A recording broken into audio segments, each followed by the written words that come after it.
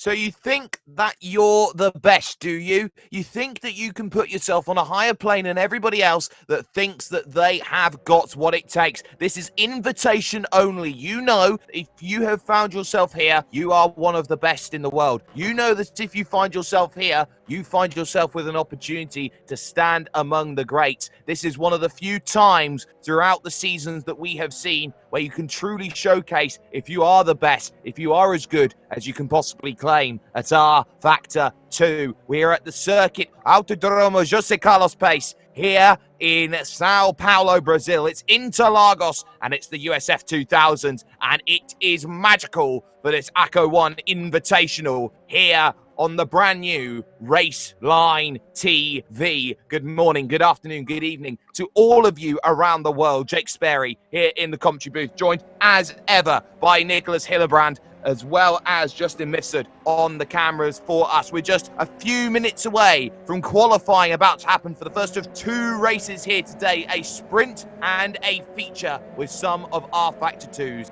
very, very best. Nicholas, this track, everyone knows it. It is a staple of racing, and so much history has gone around these fabled corners in this bowl. Anti-clockwise as well, this is going to be a track which everyone will be looking to be at their level best.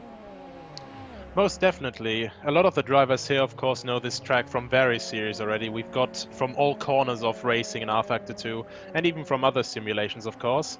And they've been here with sports cars, with multi-class, with Grand Prix and everything. And but I have to doubt that everyone was around this circuit before in the same class with a fixed setup in a Formula car such as this, with 40 people on the grid. And there's some really, really big names here. And we can already see just in the closing stages of practice how close together this field is.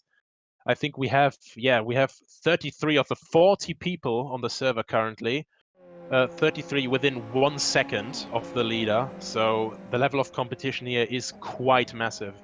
Tells you all you need to know about how close everyone is. You talk about those within half a second. That is the top 17. It's Jordi Zweiers, who finds himself in 17th at the moment. Even more so, you talk about those within a quarter of a second, and that is the top 9 drivers in this field. Anyone who is anyone at the moment wants to find themselves up into play. And you've got to talk about some of the biggest names in sim racing out there at the moment. Nuno Pinto, currently the fastest man at the moment. Got like Hani Al-Sabdi, Erhan Yayovski, world's fastest gamer. You've got the likes, of course, of Chris Shepherd, Jerne Simoncic, Yuri Kazdorp is up there. You look even further down the field, drivers like Yar Tayan back in 15th. There's drivers like Alex Seabell, who's been up there. James Baldwin, all the way back in 23rd in practice. Mishi Hoyer, all the way down in 28th. And keep looking back, Peter Briliak's only 32nd. And there's a lesser spotted Dom Duhan, team boss of Fanatec Team Redline, in 38.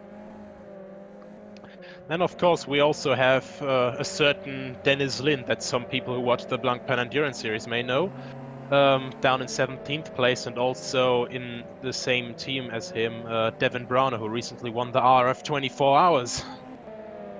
Well, there's always drivers out there who can make that change and can look to try and get themselves through. It seems that every driver, anyone who is anyone, wants to be around their very best at the very top. But let's talk about this Sao Paulo track, this Interlagos circuit, because it is one of the few circuits I can happily say in the world here, Nicholas, that you can really say you can go side by side for upwards to half a lap, if not more. You could, if you really wanted to push it, go side by side for the entire lap. But you need to be absolutely on it and convicted in your moves to get something done around this track. Most definitely. But the big advantage that we have here as well is, the USF 2000 is quite a small car if you compare it to the Grand Prix cars nowadays. And also it doesn't have that much downforce. So we do have a lot of slipstream battling here on this amazing long straight. And at the same time, you have this very broad straight where we can go up to 5 or 6 wide maybe. And I'm sure that we'll see a lot of good racing here, as well as a lot of side-by-side action, even in the middle sector, because we just have so much room to play. The first race will be 15 laps plus formation. The second race will be 25 plus formation, but you only get 3 opportunities in qualifying at the moment. So that's going to be something just to keep in mind. Qualifying has officially started. You've got all of 5 minutes to make sure that you get that going. Nuno Pinto out there along with Riley Gerster, who was 40th in practice as he look to get themselves going. So drivers don't have many margins for error, so to speak, here, Nico, in terms of how they are going to attack this qualifying. They've got to be on it from minute 1, and they've got to make sure that the tyres are up to temps, and they are in a great position to go out there and get the lap going. Someone who will want that to work for him is Chris Shepherd. He was 5th in practice. I mean, the big advantage that we have here is that it's private qualifying, so you don't have traffic or anything to worry about. But of course, the pressure with these 40 people here. I think there's someone coming later in as well. I don't know if he is going to miss qualifying. Well, probably he will. But then 41 people, and you really want this, this very short duration. You want the best possible laps, so you have the biggest advantage at the start, of course. It's only 15 laps after the formation lap. There's not a lot of time to make up positions if you really botch up your qualifying.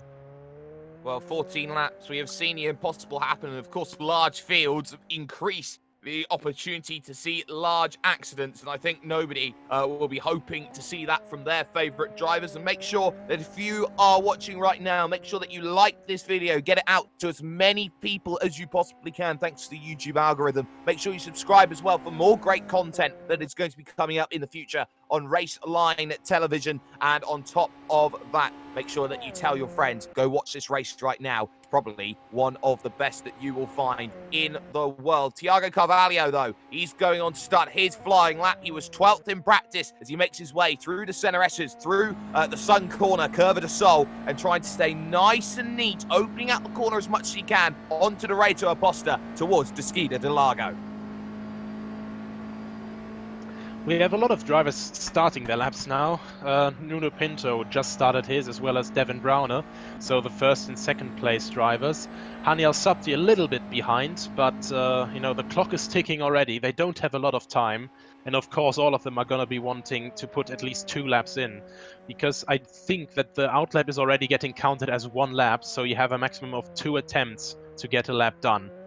Well, only 2 attempts. You've got to be absolutely on it then from the straight beginning as they go on and look. Likes of Jerne Simoncic about to start the lap. Devin Browner making his way out of Desquida de Largo and up the hill towards Ferradura, the horseshoe corner. This very fearsome right-hander up the hill, always going to test the car in terms of how well it's handling. Big slide over the top. He's got to be careful about going too far up there as he now heads himself through this fantastic section, through this lovely left of the Pinarino, up to the Bico de Pato and onwards forwards. The first times coming in, it's Timotej Andonovski, who gets the first time, a 33.6. Roy Vazigel will go ahead, but Chris Shepherd to the top, 133.3. I think he can be happy with that time to put himself there. Enzo Fazi moving himself up the order, but James Baldwin suddenly finds himself in second. The times are coming in. Boya Milan now with a 33.0 already.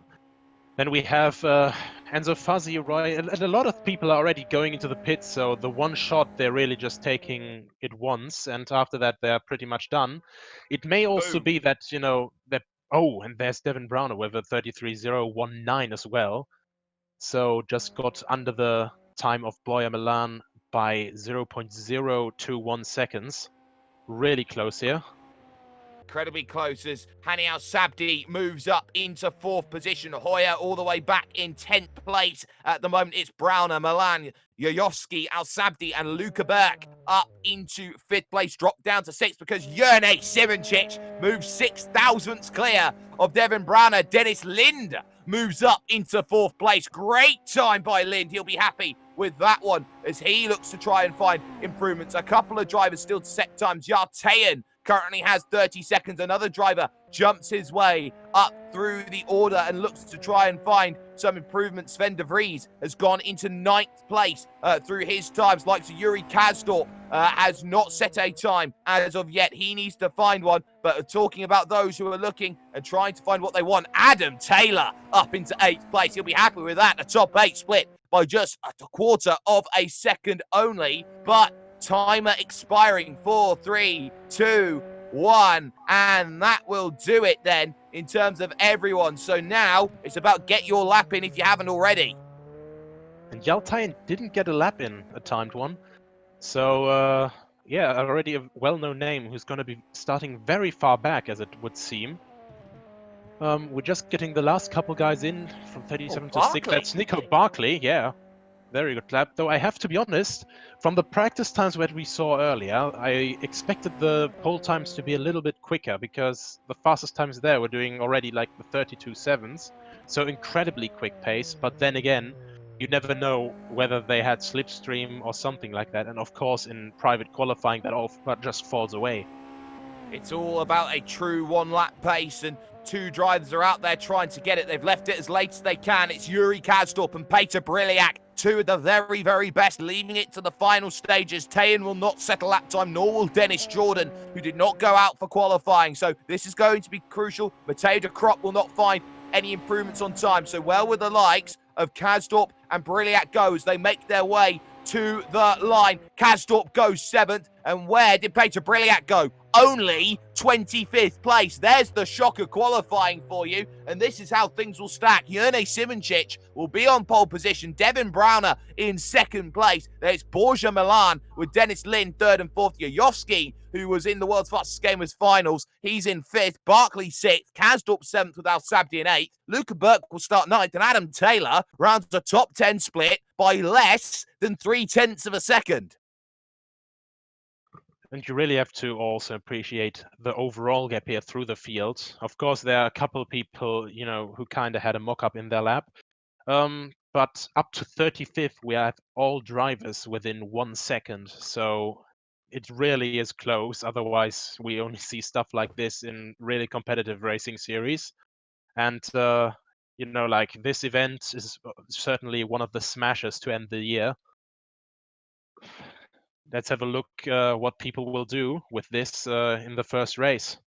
Well, they've got a bit of a warm-up before they get to that, but that is a very, very telling qualifying for everyone who wanted to put themselves at the highest level and wanted to show what they've got. Some great time up and down the order. They can all be very, very pleased with the way that things have gone. So for Jurne Simoncic, he was saying yesterday after he secured his driver's crown in the World Pro Racing GT3 Masters, he said to me after everything was all concluded, I'm not very confident about today. I haven't had as many laps as everyone else, and I don't think I've got really enough pace to be up there at the top. Well, he's proved everybody wrong so far. Jurne Simoncic, the fastest man in qualifying, and you look at drivers down the field, I think everybody wants to show that they have something to prove in this race.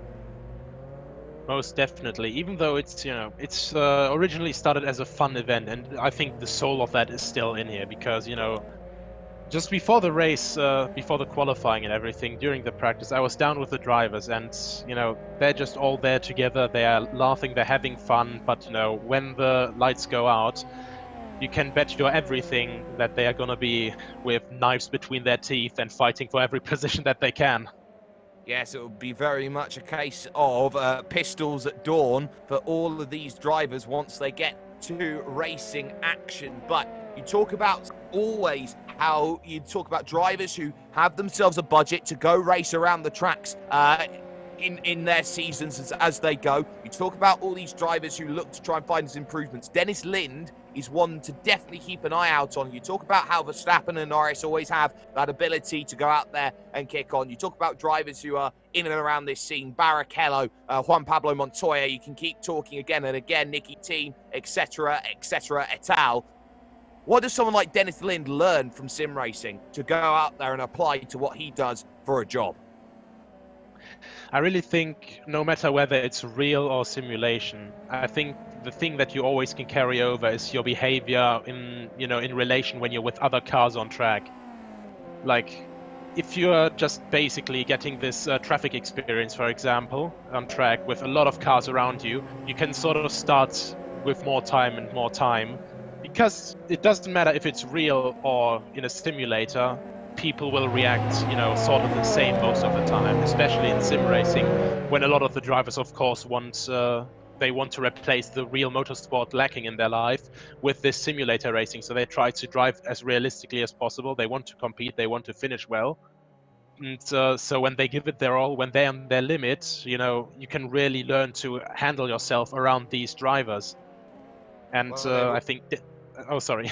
No, don't you worry at all. I think that everybody is trying to look at maybe, well, where is this in terms of a level? How high can this go as a level? And I think we are now starting to see, which came from the Visa Vegas e-races, the big explosion point, the same way that League of Legends had its big boom explosion moment in 2013, if my memory serves me correct.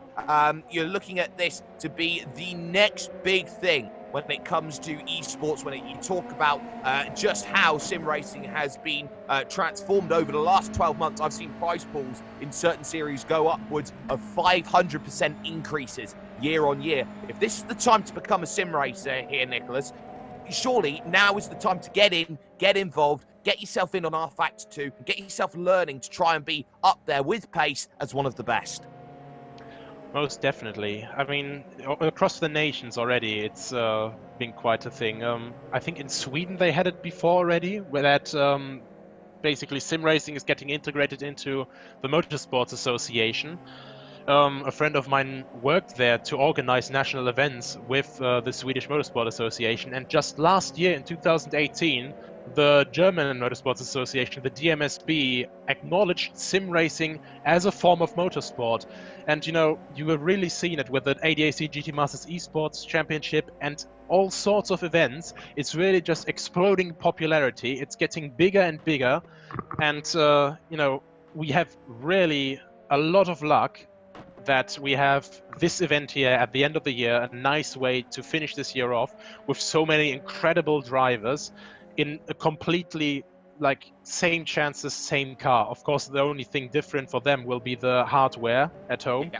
but for everyone, that's the optimal thing. That's what they're used to. But the setup is fixed, the conditions are the same for everyone, and the car is the same for everyone. So it's really down to the driver here.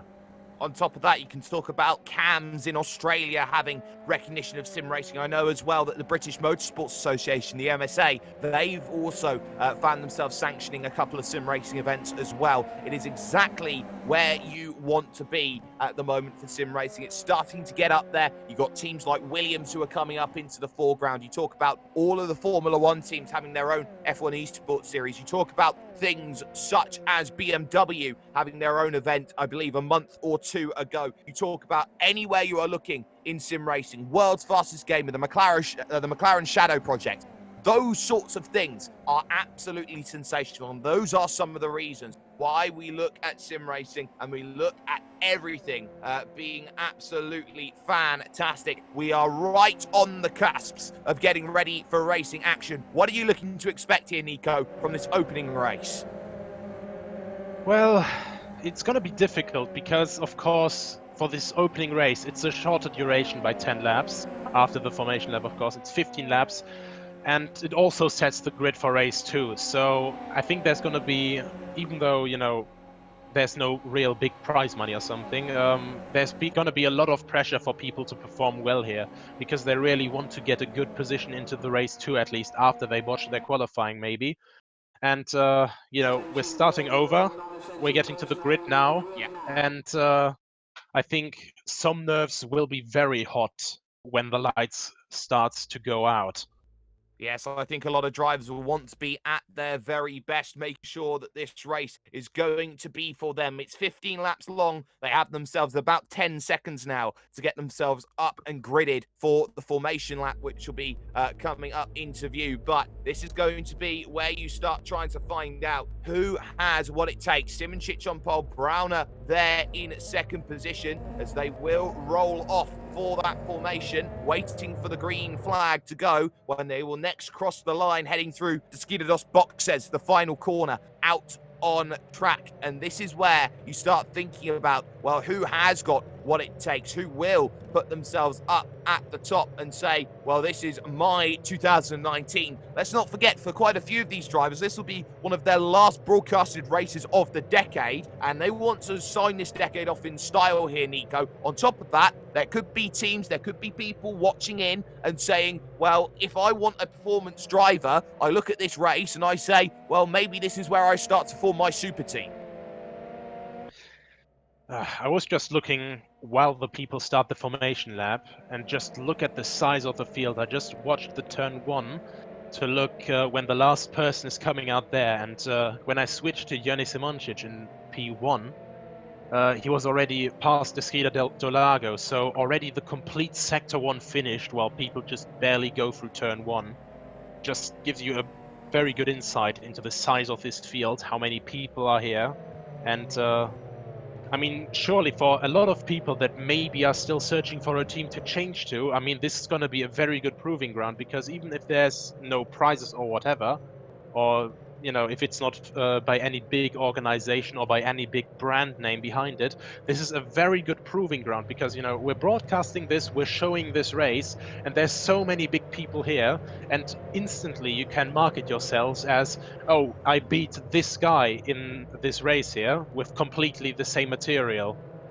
Exactly. It's about who can showcase their abilities in what some will say in a WrestleMania-like case for this race. This is the showcase of the immortals of R Factor 2, as they will look to get themselves ready and waiting for their action, making sure that they get themselves nice on the formation lap, up to the grid, and get themselves ready for the chances that are to arrive in just one moment. The nerves definitely jangling for this opening race. You sort of know who is good, who is not, but in a vehicle that is unfamiliar to most, this will be a case to be asking who has exactly what it takes to get the best launch off of this line, heading towards the center S for the very first time, as the final drivers towards the back, the likes of Yartayan, will look to take their grid stalls. Everything pretty much sat there, waiting, ready to go. Engine notes rise, 15 laps for the opening race, and it gets itself going right about now. And Jordi Zwiers will already start from pit road as they make their run down towards turn number 1. Look at that on the inside already. Some great work there, as that is Borja Milan finding his way down the inside, still fighting though for second position as they go along, and Simoncic desperately trying to fight a way back. Browner there going through, and it's a huge incident there in the middle of the pack. Some wings have fallen off. Yeah, I think Simoncic was able to recover it a bit, but he was really sleeping a bit on the start, and we still have contact out the... Oh, that's someone DNFing already. Duhan. That's Dom Duhan. Oh. Baldwin was involved. De Vries involved as well. 3 drivers then all getting caught up in the early stages. This opening lap was never going to be easy. One driver off in the background there, down at the Scheda del Lago, and there's a spin. Nico Barkley up and over, and that'll be him out as he cartwheels straight up the hill. Going through, it was Yuri Kastorp who was off the circuit as well. So huge incidents happening then on the opening lap. A massive field had to be expected in these open wheels. Miguel de los Rios having his fight with Marcel Szysnik at the moment. Szysnik doing well enough just to fight things off at the moment. At the front, though, Browner from Milan, from Simoncic, Yoyoski, and Lind, the top 5 breaking away. Luca Beck under pressure. Here's Haniel Sabdi trying to get it back. And in the back, we also have Yunus Raivia, who also lost a tire but is refusing to give up. He's still going on, even with 3 wheels. Three wheels on my wagon. And right in the mid-pack, after Shinchik and Andonovsky, we have a really tight pack here. That's Alex Siebel, Nuno Pinto, and Vergil right there. That is very close here, and we have people going 2 wide, 3 wide now into turn 1. A lot of battling going on here, and I think this is going to be an exciting remaining 14 laps. Al Sabdi's got the move on Luca Burke, and now here comes Chris Shepherd looking to take advantage as they go through. Serpentine, they all go side by side for the race lead. Borja Milan trying to go around the outside. This will set the grid for race 2. Contact between the pair of them. Milan and Browner. Browner is able to survive, and he got an advantage as well. Here's Simoncic trying to be the ultimate opportunist. Not quite the alternate, but at the moment it'll have to be the alternate line. Up through Ferradura trying to get it done in the Avid Chronic Racing Zack Speed car. Not quite finding what he wants. Yuyovski sitting and waiting in the AAA car just behind Linda there in 5th. Crucial to note, Linda's teammate leads this race in Devon Browner. They are very, very good in that Danish Nico Velocity car as they look to try and get themselves into this race. The top 5, all very happy knowing that if they want overall honours, they've got to do well in this sprint for the feature. I'm definitely just questioning here. If, like, there's so many people sliding already and, you know, a lot of lockups in the back here.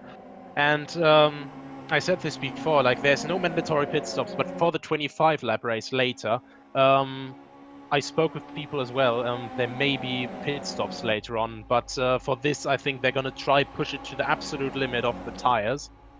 And further in the back, we have Stocci next to Kolvenbach now, trying to get past. Oh, well, this is going to be an interesting move. 19.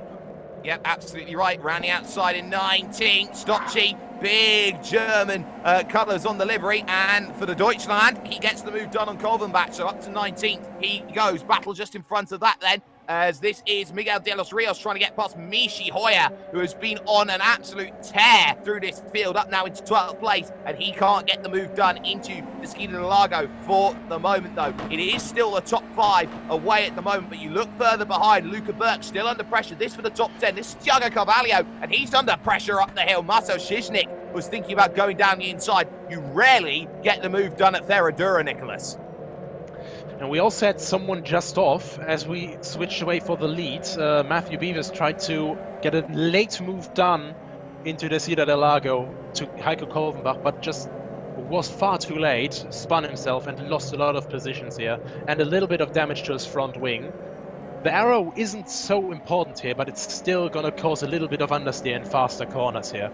It certainly is. Shishnik trying to find a way past Carvalho, does not find the way through. Side by side behind, though, this is Nuno Pinto. He takes advantage of Alexi Bell, who gets the grass, and suddenly Peter Briliak now moves up into 17th place. Stocci will want in on that as well in terms of that battle as they go through to complete another lap. This is lap 3 now they're going on to here of, well, lap 4 now they're going on to here of 15. They all start to think about now, when is the right time to strike? What's the right position? Keep an eye on 6th and 7th in this field, Hani Al-Sabdi and Chris Shepherd. If these two decide they want to work together, they could close down the group at the front. The good news is the gap is only 1.6 seconds, so they have time, and they are not a million miles away here, Nico.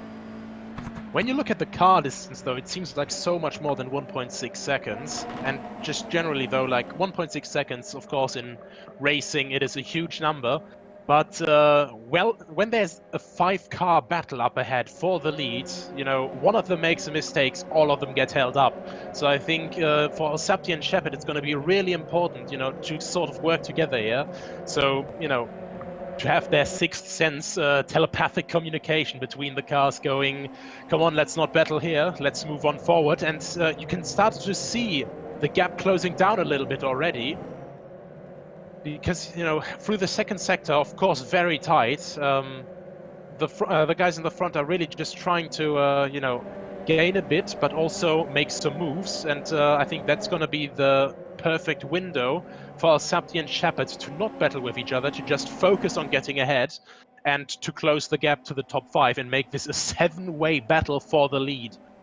Move back down in the pack. Mateo de Crop loses out to Jordi Zviers, who finds himself now up into 24th place. Adam Taylor just behind that, as well as the rookie monster, Matthew Beavis. He won yesterday in the GT3 Masters. He'll be happy with the way that that one went for him. Top 5, though, starting to find a rhythm. They are starting to fracture a bit at the front of the field. Erhan Yayovski in the AAA car. He's got to be worried about the Nika Veladasti car just behind, trying to make the move. Dennis Lind's had enough of waiting here. Sees that the time is falling away. Big lunge down the inside at the Desquita del Lago, and he's gone too deep through the corner. This will allow the opportunity back then for Erhan, who goes himself up the hill and looks towards this Ferradura corner. They'll stay too wide through it, but Again, Yoyoski has to back out. They can't afford to fight as hard as they are at the moment. Yoyoski gets the cut back up the hill, but no chance of diving down the inside at the small right, the Laranjina. So it's a case of waiting, but it looked for just a moment there, Nico, like they were going to fall off the back of the pack. I really thought that Yoyoski was gonna, pull an over and under there, because with these cars, they have power, but not too much. And, they do have aero, but not much dirty air, since the wings are built so simple. I really thought, you can do a lot of over and undering in very long corners as well with here. So I kind of thought that Yoyoski was going to fight back, but now he's going to be on this long draft train. He's still in slipstream range, and even now, you can slightly see Dennis Lind edging forward towards Simoncic in front. So not a very big speed difference, but it's definitely enough to sort of keep the gap and maybe close it. Down the inside, tries Borja Milan, he gets a slide, but he's also caught in the wrong line, Devin Browner. He'll now go around the outside, trying to get this move done. Lap 5 of 15, score complete. We're over a third's distance. Simoncic now, which way do you go? As he looks to try and get through, and in fact, he's got himself a nose ahead for the time being. He may have to bump draft his way through if he wants to get it done. Browner survives, but for second, Simoncic, great car control down the inside. Milan runs wide. Suddenly, there's Dennis Lind, who's got through on Yoyovski. He now wants to get up into third and have two Nico Belladasti cars on the podium. And right behind that, Carvalho Al-Sabti and Shepard fell off a little bit as well, but instead, Ricardo Costa, Luca Berg, Cavallo, and Chinchik really caught up. So now we have another battle there. So instead of our 5-way battle to the lead, only we have also a 6-way battle for P6. Well, and there's also a car that's lapped ahead, I think. Yeah, that's not going to be ideal either, that they will have to be dealing with, as they've already lapped the likes of Nico Barkley and co. So this is going to be very, very tough for them in terms of the way that this race is going to be run right now. Got to also keep an eye on Michi Hoyer as well. Hoyer will want to get onto the back of this 6-car train for 6th place at the moment. Al-Sabti desperately trying to break away and run all the way back to his teammate Yoyoski in 5th place. Lap 7 of 15. Half-distance score complete very soon. A little look to the inside from Jurnej Simoncic, and he cannot quite do it, can the Slovenian. We also got a car entering the pits there. Actually, we have a couple cars in the pits right now, but I just failed to see the names of those. I think that 38th, 39th, that's Nico Barkley, who was in the pit lane, but now out again. So Jarl Tyne was also in the pits. Did a lot of people, I think 38th, that is Jonas Ravio. Did he get his... He may have got... Yeah, he got his car repaired. He got his last wheel, repaired. He did. Round the outside, tried Simoncic, and he couldn't quite get it done at Ferradura. How close do you want to go? And a little bit of damage there for Yoyoski. He's run into the back of Dennis Lind. The front right end plate of his vehicle is gone. And now, we said aero doesn't mean too much, but that will be an unbalanced vehicle now around a track where car balance is probably more important than ever. It's really close there, that you can hardly fit a penny between the cars at some of the points in the braking zones. And you could see Dennis Lind kind of trying to look down the inside of Milan there, but now he's right up the tailpipe of that USF 2000 car. And he's going to get nice close-up and personal, up to his choice as well, of course, if he wants to maybe try and bump draft a bit, because the gap to the top two is rising. Oh, and that's Simoncic. Oh, there's the background. To the outside. Huge accident in the background. One vehicle going around. It's Chris Shepard. He's out of the race then with a huge accident on the front stretch. And let's get ourselves a look at exactly what happened there as he was going through. He was fighting with Al-Sabti. Ricardo Costa was there just behind. I didn't quite catch it. He was going through. It seems like he moved to the inside. He got too much of a run on Al-Sabti. And suddenly, bang, he's in the wall like Alonso 03. That was a very, very unfortunate accident there. Just moving to the outside there because he saw that there was no room on the inside. Al-Sabti tried to block him off, hit him, and right into the Marshalls exit. Oh. And Al-Sabti off at Ferradura. He was side by side. with Costa, and he has to get out of it as well because of Thiago Carvalho. Nuno Pinto will go through as well. I think that's Al Sabdi's day done. It is. Al Sabdi retires the vehicle with damage, which was not the way he wanted to end this race. Top 4 trying to break away from Yoyoski in 5th place, though, now, at the moment. Yoyoski's had a poor sector, a poor middle sector, and suddenly he finds himself a good 7/10 of a second back. He will get the draft back through, but it is all changed now for the top 10. Costa in 6th, Shishnik is in 7th now, Burke in 8th, Carvalho 9th, Nuno Pinto now rounding out the top 10. We also have 2 backmarkers right up ahead. They are also seemingly fighting for position. So that will be very entertaining with blue flags, and because look at how quickly our top 4, top 5 group is gaining here. Maybe this is Jajoski's chance to get back up into the battle here.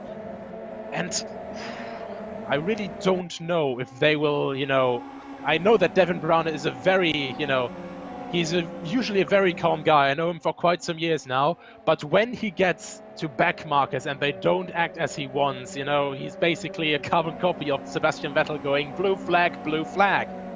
That's very, very true. You've got to make sure that you get out of the way of them. But of course, if they are fighting for position in front, they have every license to go out there and have their battle out on track. So at the moment, Browner, Simoncic, Milan under pressure from Dennis Lind in the battle for 3rd. Straight on goes Yoyoski. He just about closes it up, though, as he gets himself on the brakes, doing well to keep himself in play for the time being. You talk about drivers who have suddenly found themselves dropping back down the order ever so slightly. Michi Hoyer's all the way back in 18th place now, behind Peter Briliak in 17th. Not what Hoyer was wanting in terms of his race, but the top 5 again there, and suddenly Browner finds himself within a second of the traffic in front, and now you will start wondering, okay, well, how is this traffic going to react for me?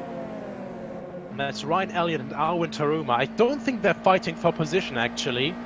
So, I mean, for now, Devin Browner will definitely be going. That is nice. That's some free slipstream right here. That'll help me get away a bit. But, Arati is making, Ryan Elliott making some nice plays there. And Lind goes down the inside of Milan, gets that position done. But now, Elliott really handling it well, staying on the outside there, not blocking anyone off.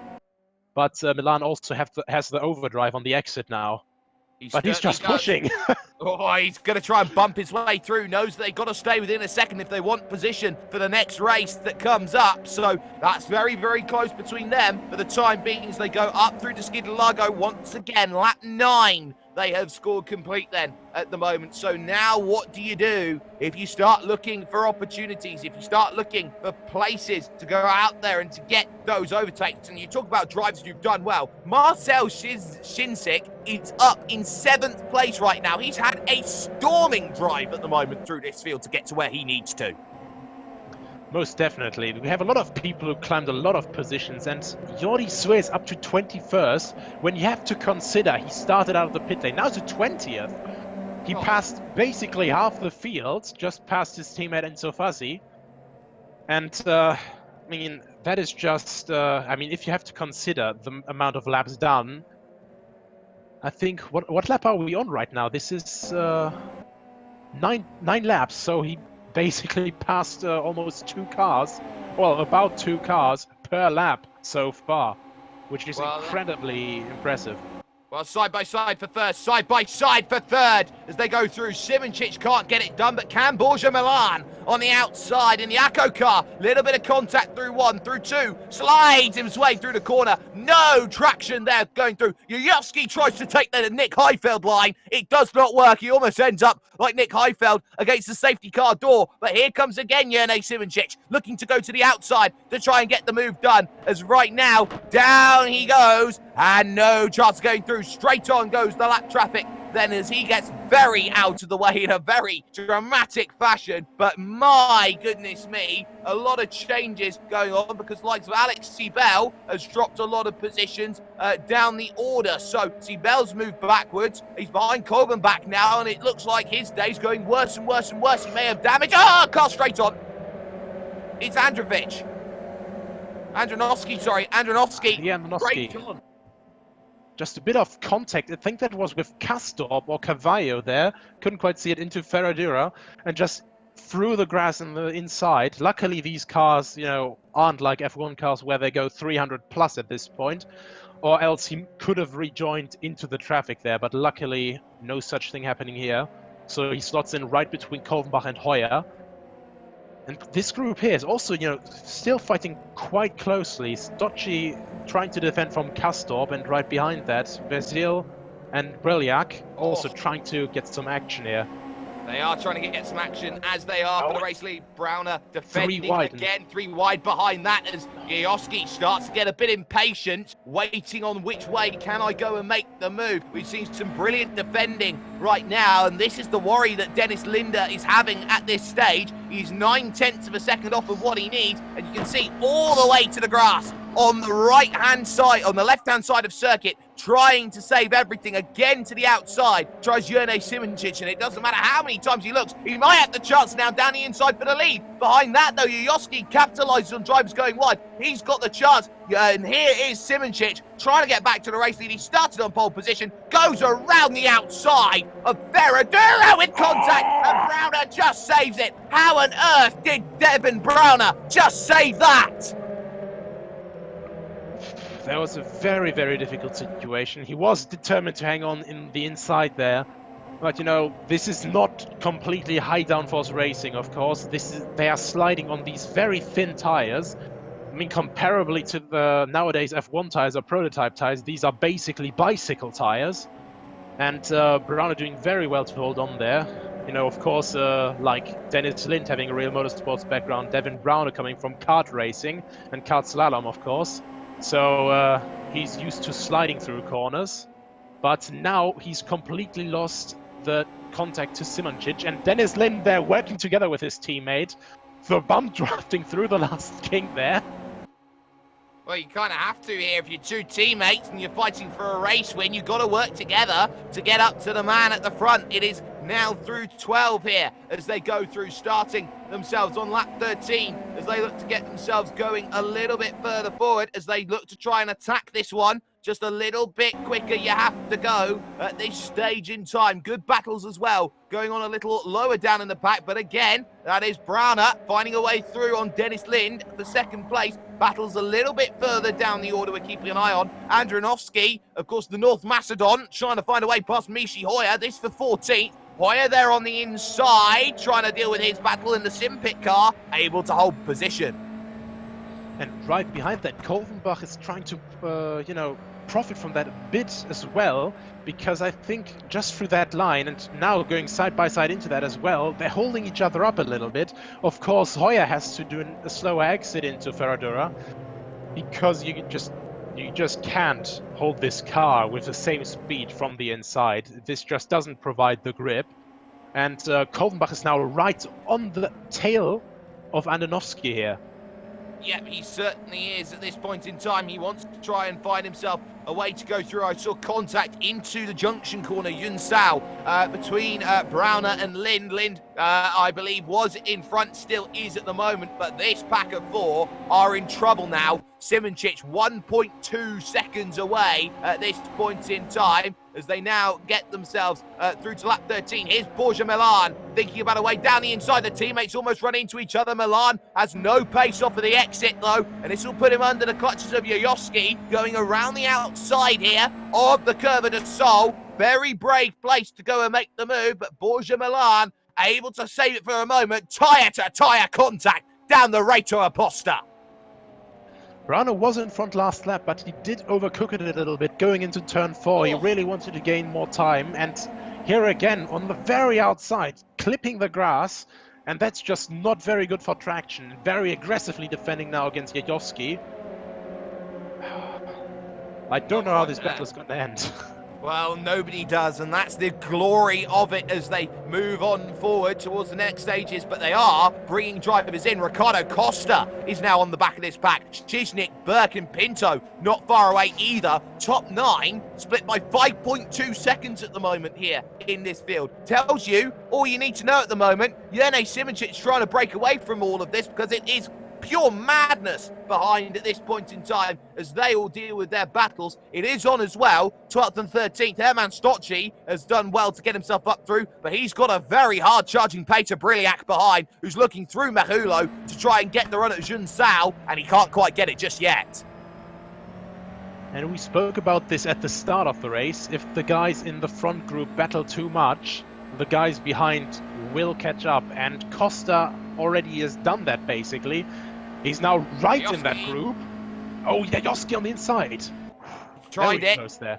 He was very close, but not quite there. And that was very telling there as Yoski tried every which way to look to try and find himself a way through. It is, though, at the front of the field, Jurnej Simoncic. But look at the battle for third now. Browner under pressure, Yoski, Milan, Ricardo Costa. They all try and search for a lane as they go through. Contact. Big contact there as they go through. Yoski now finds himself in more trouble. And there's no front left end plate now for Borja Milan. There's the end plate missing for each of them as they go up the hill. Still battling is Ricardo Costa, who goes around the outside. They tag wheels through Ferradura. They tag once, they tag twice, and they both go off the circuit trying to extend. And Costa tries to dive back down the inside, trying to get the move done, but you're not going to get it there. More contact as they slide, and still somehow it's saved by Devin Browner, who gets into the grass there and shows his will as they go through. And then suddenly Pinto finds himself under pressure from one Erhan Yoski as they go on through. It's madness here at Interlagos, and the summer sun, the Samba sun, seemingly has changed everything at the moment. It hasn't, though,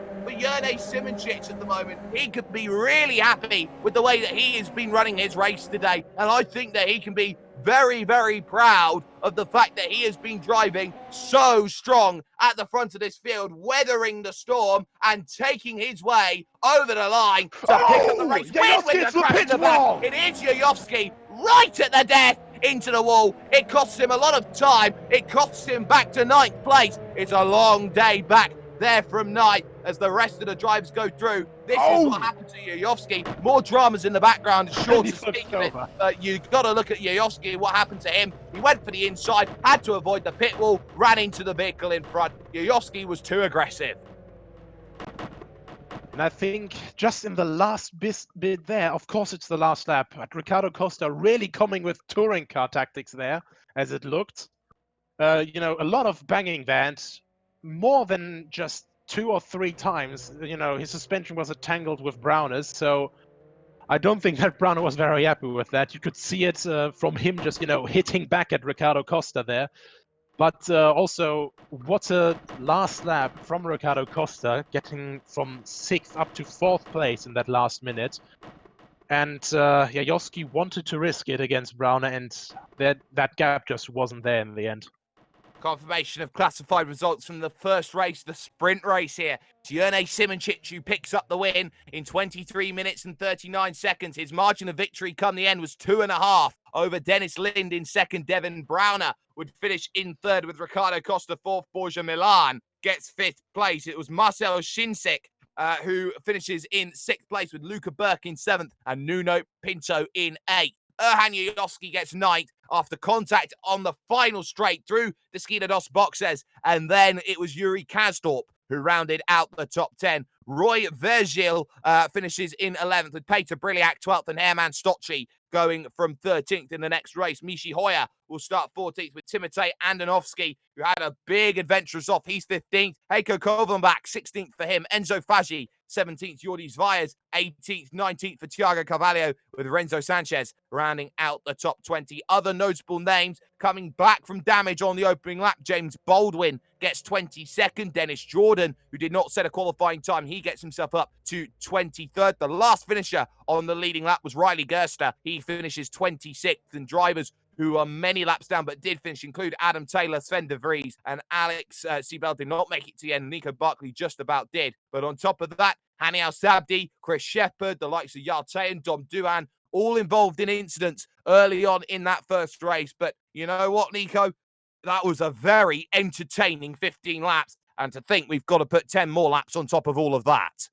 I have to say, I at most times I didn't know where to look because I was just looking down I just thought the front battle had stopped for just a second.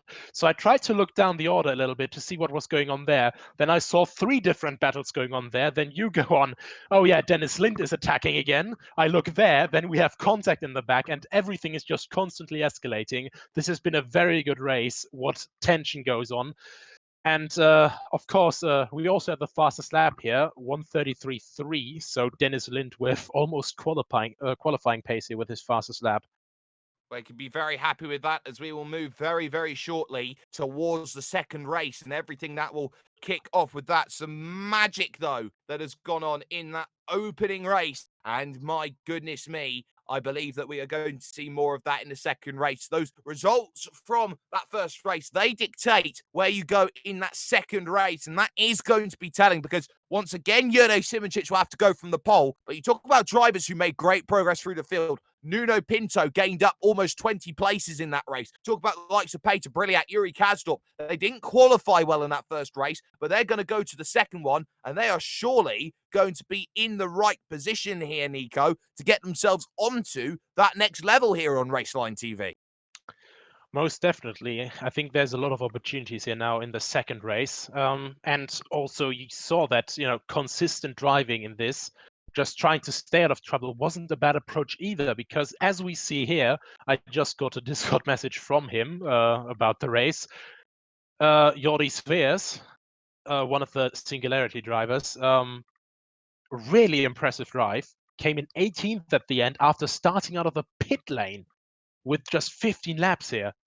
And you really have to say, I mean, we saw how many battles there were. We saw how close the pace was. 35 people within 1 second in qualifying, and how many battles there were, how big the battles were. We didn't just have duels between 2 or 3. We had duels of 5 to 6 to 7. And then for Jordi Sveers to make it up to 18th from starting from the pit lane, that's just one hell of an impressive drive. Absolutely, you have to agree it was an impressive drive. So I think a lot of these drivers are thinking about maybe this second race. Is this what we want? Is this how we are going to get this? Is this the way that we want this race to finish up for us? So now you've got to start wondering here, how aggressive do you go in this second race? You've got more time to go out there and make the move, so you can be a little bit more patient about the way you go and attack. But on top of that, Nico, you have to talk about the fact that a couple of drivers in that race, Erhan Yuyovsky especially, was just testing the limits a little too much with the vehicle, getting a few little clips of damage, seeing an end plate here and there, knocking off the vehicles in these USF 2000s. You've got to be really, really cautious about the way that you go out there, you practice, you race, and you go out and really how you strategize around a race. The one thing you can't do is put yourself at a disadvantage of a tenth or a couple tenths with any form of damage. Yeah, I mean, I mentioned the aero damage numerous times, but what I didn't mention was the suspension damage, which I think, especially on the last lap, with Ricardo Costa making that final charge, with that banging against the suspension of Devin Browner, I think the suspension damage here, if you got some, you really have a lot of problems, especially through the second sector, because you need the stability and the traction out of corners. And I think just through the last bit, through turn 4 and 5, Desida del Lago, that contact there between Boya Milan trying to make the move with Devin Browner, I think that gave Devin Browner a little bit of damage already. I saw him struggling a little bit there, a little bit of sideways action, and just trying to hold on to the car. And I think a lot of other drivers, I saw that from one of the Wanako drivers early on in the race as well, really the car just crabbing. And of course, it's open wheelers. A lot of the grip here, when it doesn't come from aero, it comes from the suspension and from the tire. So for the next race, it's going to be important to keep your car in peak condition and to, most importantly, not over push the tires. I don't know how difficult they had it now with the tire at the end of the race, but it's 10 more laps. It's almost twice the distance. The tire wear and, of course, the heat in the tires from this constant sliding in the mid-speed corners is going to be very important. It is going to be very important. Just an update on when we're expecting this second race to get itself ready and going. We are expecting maybe upwards of 5 to 10 minutes is the word that we are expecting here in the Race Live TV commentary box at this point in time. So I believe everybody needs to be right there, ready, and just getting the final bits of practice in because it is 25 laps as well. We were talking about how fuel may be marginal and drivers are just trying to make sure that they are trying to just save as much as they can. You got to talk about the tires as well and that strategy. We didn't really see strategy in that opening race, but if you're thinking about how the tires are going to go off over the course of 13 laps, which is not very much at all, that's 20 minutes, then maybe is it worth coming down in, putting yourself back 30 seconds? Can you gain 30 seconds on 13 lap fresher tyres over the case of another 12 laps when you come in and make that stop, so to speak? I mean, I saw people already trying out the pit stops in the practice before the race, before we started the stream here. And, they were coming in, they were looking probably at changing, maybe even only one axle. I don't quite know how it works in the USF 2000s, but since it's an American series, I could imagine that you can have the option only to change the front or the rear axle of tires, or even only one or two tires. So there's even more strategy there. Like, do you just want to take out the most used tire with for example, I would imagine on this track with a lot of the fast corners here being a left-hander on high speed, I could imagine that it's either the front right or also the rear right because of all the sliding going into the corner. And if you really want to like make up time and just don't want to really gamble if it's really a one-stop race in the end, if you maybe just change one tire and really risk it on all the other three. Well, maybe that could be the case on strategy, but that is, of course, a question to be seen. A racing action which will hopefully be happening very, very soon. But you now need to talk about driver mentality for a few drivers because some drivers out there have not had the best race, then they'll be starting from the middle towards the rear, which is not going to be perfect for a few drivers towards the back. They will feel like they have nothing to lose here. They will go as hard as they can up through the field and gain as many positions as possible. That mentality, though, is the proverbial double-edged sword, though, Nico. And as someone who drives a very much more than I do when it comes to sim racing, how dangerous is it to go out there with a not necessarily a clear mind or a red mist mind, some may say, and go out into 100% attack mode? It's really, as you say, a double-edged sword because sometimes when you're really having this red mist, this red how do you say, this red carpet, I'd say, or red towel in front of you, you really feel like a bull just starting to charge at it. But if you go in it blindly, of course you're instantly just going to go into bad situations. But sometimes it really helps you get that minimum bit of focus that you need just perfectly done, and you can gain quite a lot of it. What I'm really concerned now, though, in the backfield or in the mid and backfield in turn one and turn two, turn three through the Senna S, we saw already there was a huge accident which ended the race of Dom Duan instantly, and that was already just the pressure of we have to make up spaces so we can be further up in the second race. I really don't know if we're going to have it better or worse now in this race, where it's going to be, well, we can just attack, there's no other race, let's go.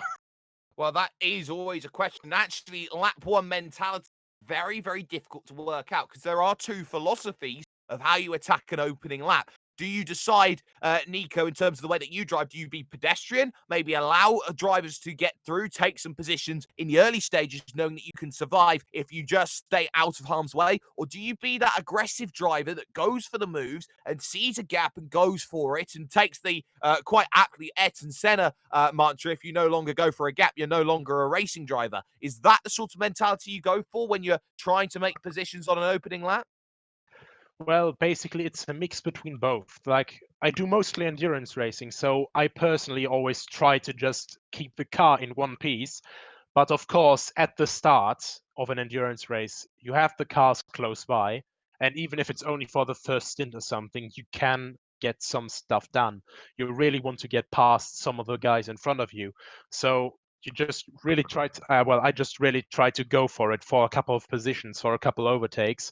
Um, I mean, it's basically said again and again when you watch WEC or IMSA nowadays. it's it's an 8-hour sprint race, as they say it sometimes.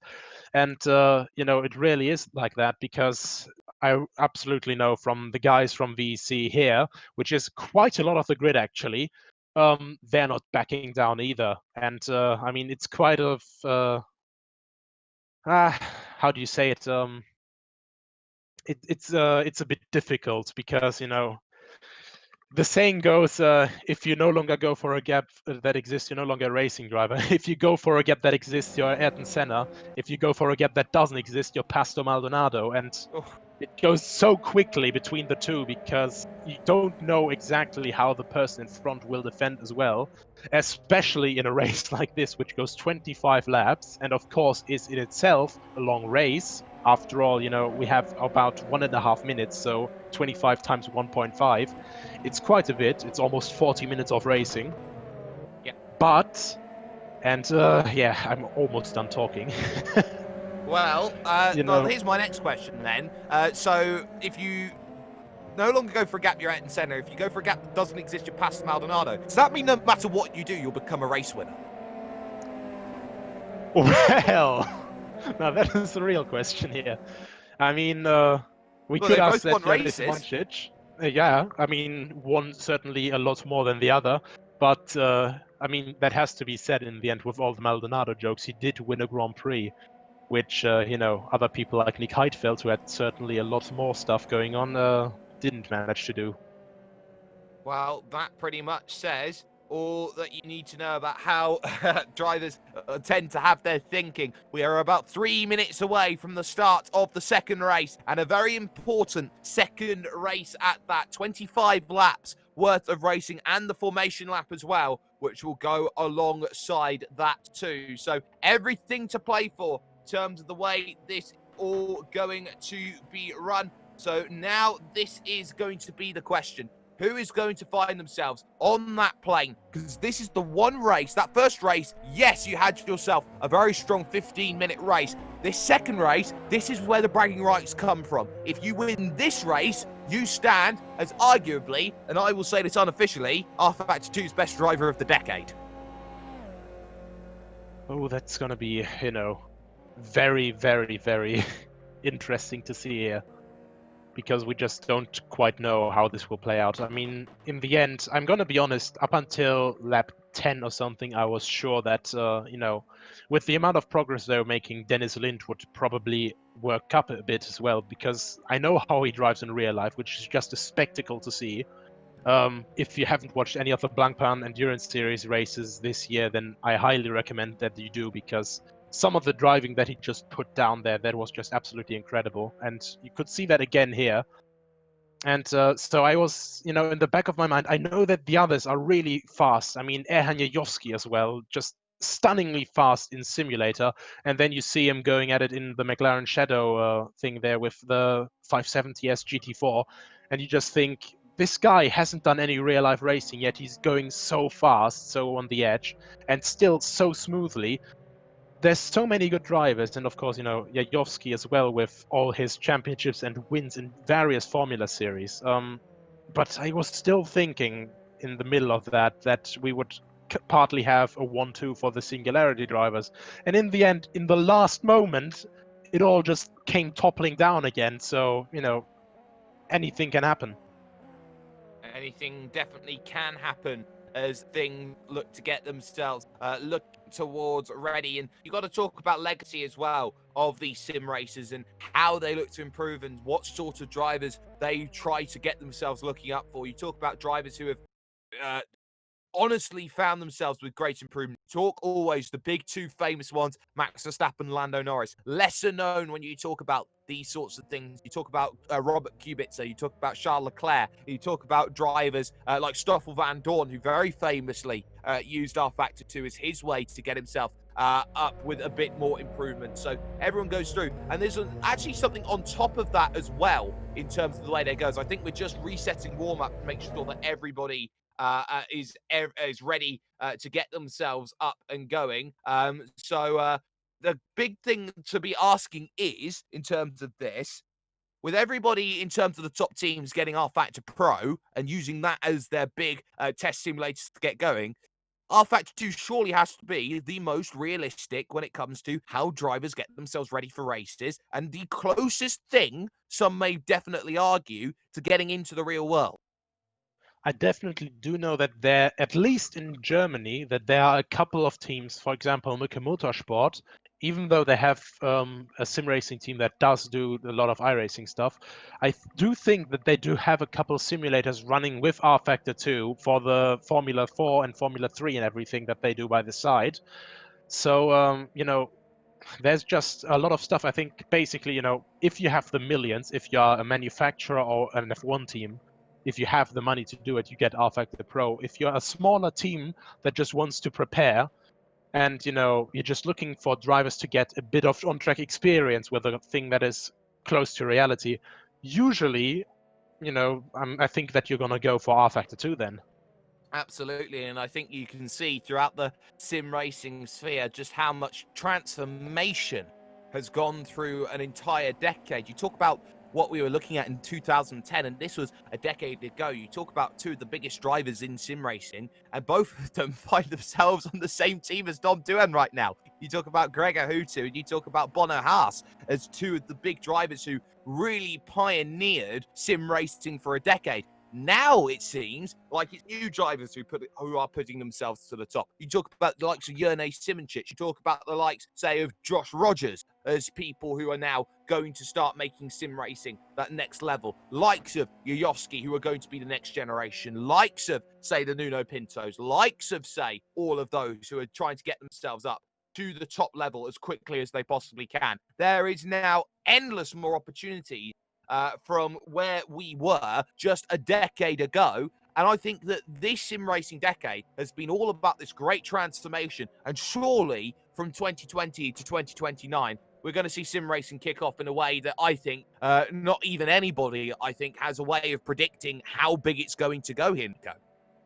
I really think, just overall in the last couple of years, it has just absolutely escalated how many opportunities you can get through esports, just generally through sim racing and everything. Even if you don't just instantly, win everything, you can do so much networking. And since, I do study a bit of marketing and stuff, and a lot of economics and management and everything, but what I get in every single subject again and again and again is networking. And that you can do so brilliantly here because you get so many opportunities to just get even to race with real drivers, even sometimes just in public lobbies and stuff. I mean, when Le Mans was released this year, just a couple months ago, I just instantly thought, oh, cool. The real race is ending. I'll just quickly hop onto a server, and suddenly there's Max Verstappen on the same server. And then, of course, as well, through a couple years back already, with the first World Fastest Gamer competition, Rudy Van Buren, who managed to make the jump from virtual motorsports, from racing cars, to the real Porsche Carrera Cup Germany and Super Cup, of course. And, when you see at these times there, and when you see at his results, suddenly he was already in the top 10. And you know that these are insanely difficult cars to drive, the Porsche Carrera Cups in real life. And, for a guy to, of course, who has karting background, of course, as well, but still, who mainly does like sim racing and everything, and who then just suddenly becomes McLaren simulator driver through a competition there, and then also just do, Porsche Carrera Cup, that is just opportunities. I don't think that anyone, if we had said that 10 years ago when it was still R Factor 1, I don't think anyone would have believed us there if we had said, oh yeah, you see this here, like this racing on the PC. Yeah, we can go into real motorsports with that in 10 years. That pretty much tells you all you need to know. An aborted start, though, here, ladies and gentlemen. We do apologise for the delays to proceedings. It seems like the grid was set up incorrectly. That's going to mean that we abort this start. They'll give themselves a couple of minutes to make sure that the grid is ordered up correctly and make sure that we get ourselves ready for racing action, which will happen hopefully very, very soon. But as long as you are enjoying things, make sure that you like, subscribe, and go and follow all the various social media channels, especially on Facebook, Race Line TV, for more action. We've got an event coming up in the new year, the 3rd of January. Make sure you check that out in the Tatus Formula Fords, because that will be something very, very interesting just to keep an eye out on. But something that we haven't really talked about, actually, is the fact that this race comes just a couple of days after the new December roadmap update, which has come into effect from R-Factor 2. Doesn't make many differences in terms of here, but in terms of the landscape of what has changed, it has changed the structure here with R-Factor 2 ever so slightly, because for what you'll be very happy about to hear, of course, Nico, is 4 World Tours. Most definitely, new online possibilities for teams to, just compete. Of course, for bigger teams that are already well known, it's going to be an invitational thing as well. So having a reputation in this is already, quite important. But also probably the chance for new drivers, new teams to get the chance to qualify and to get into these events. And honestly, the Sebring 12-hour race that we had, and then the RF24 at the Le Mans circuit, there was two such big events. We had, I think, in the first run, that was July, I think, so long ago already. I mean, we almost start 2020 soon, but I think we had 7,000 viewers or something on Twitch, and then parallel to that, we still had the stream on motorsports.tv, and it's just getting bigger and bigger, and of course, huge prizes there as well, and it's just a lot that you can gain from this. And I mean, also on the graphical side, in the last roadmap, we saw the new PBR on the Le Mans circuit, which looked just amazing. I mean, we had that in the live stream here as well yesterday in the GT3 Cup. So, visual improvements all the way around. The new GT3 car as well with the 2019 Audi R8. So yeah, content just keeps on coming, and the new UI as well. Well, there's certainly a lot that will come about from that, so we'll keep that in mind in terms of how you want to run your 2020. Make sure that you get yourself a good, very, very good run for your 2020 and your sim racing aspirations as well. But this is also another case. You talk actually about more than just drivers who got their chances through sim racing. And I think the biggest one is a certain Formula E commentator who finds himself through with a very, very good shot. He was part of the R-Factor sphere once upon a time in a very blue moon a time ago. Got his chance, went to go to Alton Park, got himself a run, got the job at Formula E, BBC radio for the Formula One as well. And you have to say that for people in all sorts of opportunities, stuff is starting to come up more and more for commentators, for race stewards, for everything like that. And that's why I think we're starting to see sim racing very, very quickly here, Nico, be on that next level. It's really getting close together nowadays. I mean, you also have the Le Mans esports series, F1 esports, and there's just a lot of major series. I mean, even with the addition to R-Factor 2 Kart Sim, we had we still have the British Karting Esports series, which is also going on. So you have a lot of opportunities there just to get out there and race, and of course, sometimes even win stuff for the real series that is parallel in it. Well, this is going to be what we want to see at this point in time. So I believe we are going to get ourselves going this time by at this point. So we'll see how this one plays itself out in terms of the battles. I believe that we've got ourselves exactly what we want to see out of it. But everything now is going to be getting themselves up together. Drivers hungry to duel at this point in time. We will see where everyone will grid themselves up in terms of this race. Everything is just trying to get themselves going, but I believe that we're just going to get one last little look at the grid before we get ourselves ready to get going once again as they desperately try and sort everything up. It seems like everything has been tough again to get right, so we will see if everything is going to be okay. So another delay, and we apologize one more time for everything that has happened as everyone looks to want to get going, as I believe we should get ourselves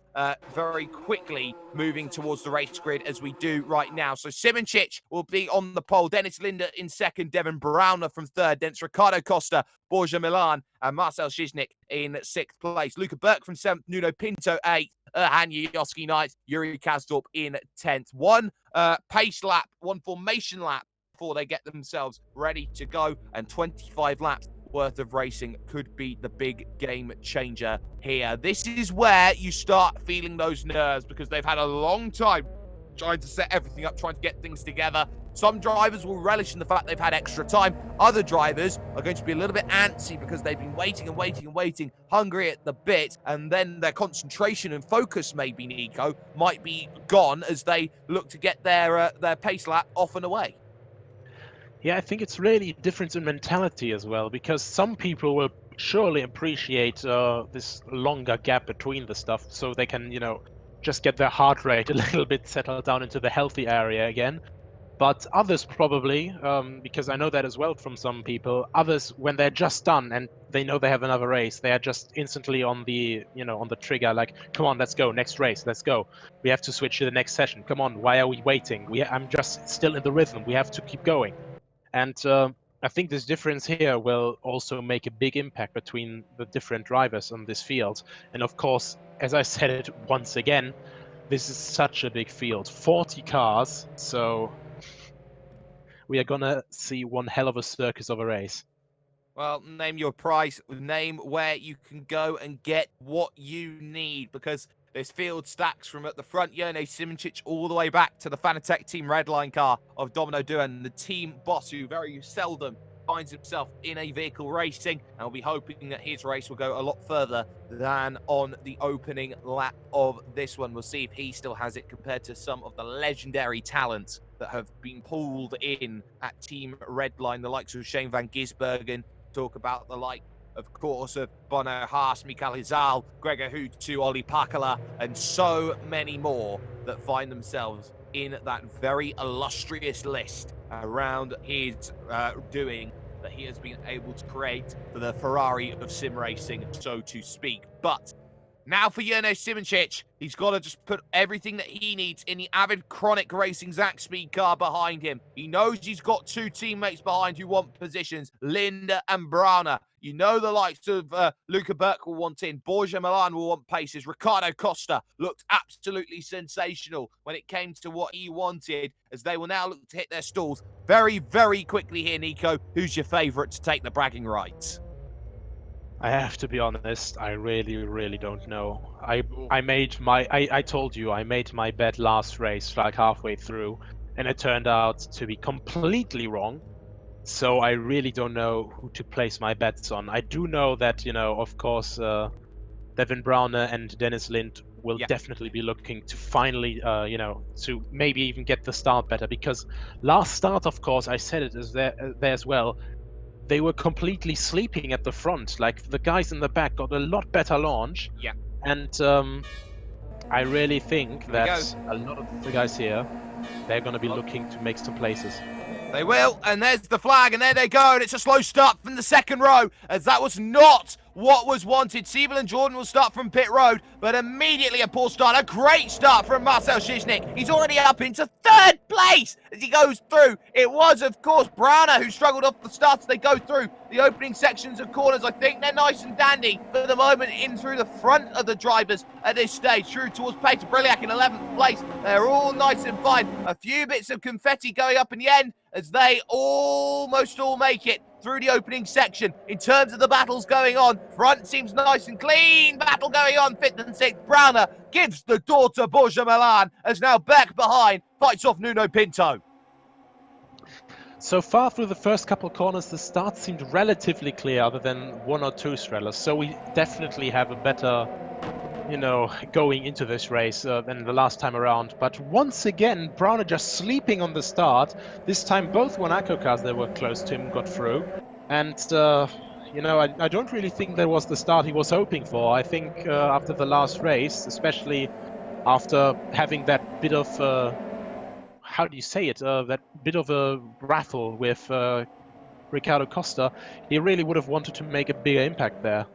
He certainly would have done. Virgil under pressure, though. Peter Briliak wants through, but Yoyovski, who had a poor start as well, he dropped 3 places. He wants to try and find a way through back to 11th on Peter Briliak, and he will get past the brilliant Briliak as he comfortably finds himself now up into that 11th place. A lap of 25 is scored complete as the front four goes for it. Linda going for the race lead as he dives down the inside and gets it done, but Simoncic comes back with contact. Shishnik will now find a way through. How much suspension damage there after that instant there for Simoncic? Here's Ricardo Costa going for third place now.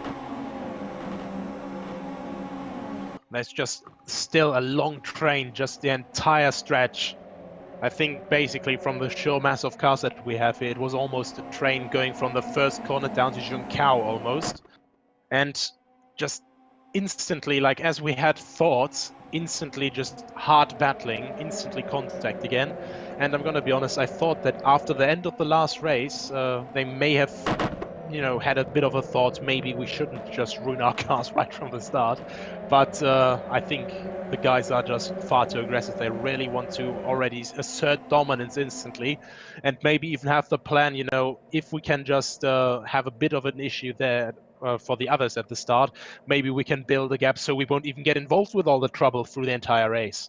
And trouble is the last thing that they want. The train stems back to 10th place. And Roy Vergil, who's desperately trying to stay within a second of Luca Berkey, is doing so at the moment at the front. Linda leads, Shinzik in second, Simoncic third, Costa fourth, Browner fifth, Milan in sixth, Pinto seventh, and Kasdorp in 8th place at the moment, side by side for the lead. Shiznik started 6th place on the grid. He's going for the lead already. And look at Simoncic trying to make it 3 wide down the inside, looking for the Montoya line. It doesn't work. Shinzik around the outside takes the race lead, but has he gone too deep? He has. He clips Dennis Linda as well. Linda drops back. Simoncic back to the race lead. Just very hard fighting. And also at the back at Juncao, I saw 2 cars going off on the inside there, so some contact, maybe spinning them both there. Here comes Costa. And Costa takes the lead, so it works, the 2 teammates, and off goes Devin Browner, getting forced off by Dennis Linda through that section. Behind that, Borja Milan trying to get in on this as well. Pinto 6th, Kasdorp now up to 7th, and in terms of where Shinzik is, he's now back in 12th place after the contact, fighting Briliak and Hoyer, so he's in his own world of troubles at the moment. But it is now Ricardo Costa, who is your 4th different leader in what is 2.5 laps. And really, I mean, what I keep saying is basically a bit of a German saying, knife between the teeth. It's just really being on the edge, giving it their all, and that is exactly what all the guys at the front here are doing. And this time we actually do have a 7-way battle for the lead pretty much, because there's just these 7 guys, not 4, sorry there, they're just really on the edge. They're just right on top of each other and within slipstream range, and just this tiny bit bigger gap to the 3 guys behind, and then a bigger pulk again. So we start seeing the same pattern as last race, that there's just a couple groups forming of people going a bit faster pace constantly, and they honestly will be thinking, maybe we shouldn't be fighting so much, but others will probably be thinking, just if I get past him now, then he can give me bump draft maybe. But that's also, of course, between the communication that the 2 or more drivers will have in the car. Side by side for the race lead, Ricardo Costa under pressure, Simoncic around the outside of Desquita de Largo. It is a tough place to get it done, but you've got to get back to the inside. They fight for third as well. Lind under pressure from Browner, who gets the Ryan Hunter Ray line going. 2 tyres on the grass, runs into the side, travels for everybody now as Kasdorp goes around in a huge incident up the top of Ferradura, and they all survive just about, but a huge incident that changes the complexity. Simoncic leads, Costa second, Browner third, Linden fourth, Pinto now up to 5th, and Vergil in 6th place. It's on for 7th, Yuyovsky down the inside of Luca Beck, and Shinzik back up into 9th place, but it has caught a number of drivers out. Yuri Kasdorp was one of them, as well as those 2 teammates there in 3rd and 4th. Just again, very, very impressive though, how the 2 Singularity cars at the front were somehow able to just get that. And just now I saw it on the stream in the delay, just one of the 1ACO cars standing there completely helplessly. And of course, one of the guys trying to carry just a little bit more speed through the corner than they could. And of course, instantly hitting that 1ACO car, sadly.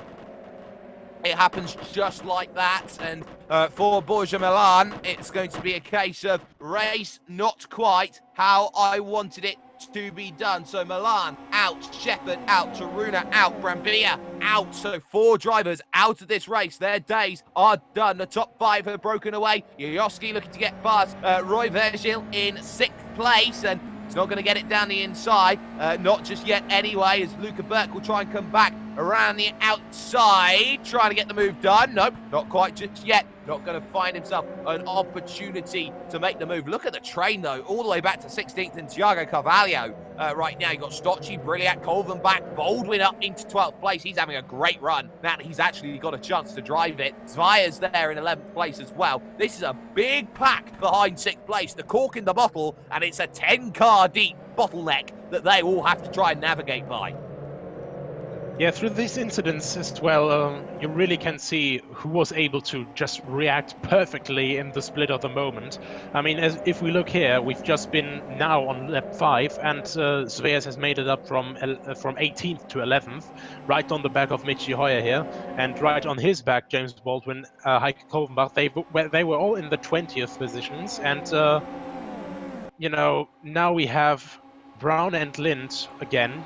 Doing, okay, no, not at all. I thought they were doing a bit of bump drafting again. Oh, look at Costa! Costa down the inside.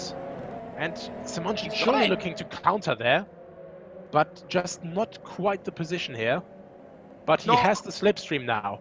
He does, you're absolutely right. He has the slipstream now. Simoncic has got to get back at Ricardo Costa, and quickly if he wants to get this done. He may need to look to the inside here at Desquita de Lago. Down the Radiator Aposta, no chance. Lind in 3rd, Browner 4th, and Pinto in 5th place at this point in time. The pack behind, no changes between them. Stocci runs wide, though, in the back of it, though. That could allow Thiago Carvalho the chance, but they are side by side, almost 2-3 wide almost, as that is Shiznik under pressure. Zvaez was trying to go down the inside there. That wasn't ideal. Yoyoski under pressure. Here's Luca Burke trying to get around the outside at the fantastic Laranjina corner. He's not going to quite get it, though. So now he's going to have to play this waiting game all the way up to the Bica de Pato. Burke was close, but now Michi Hoyer up into 9th. He's found a way past Shinchik.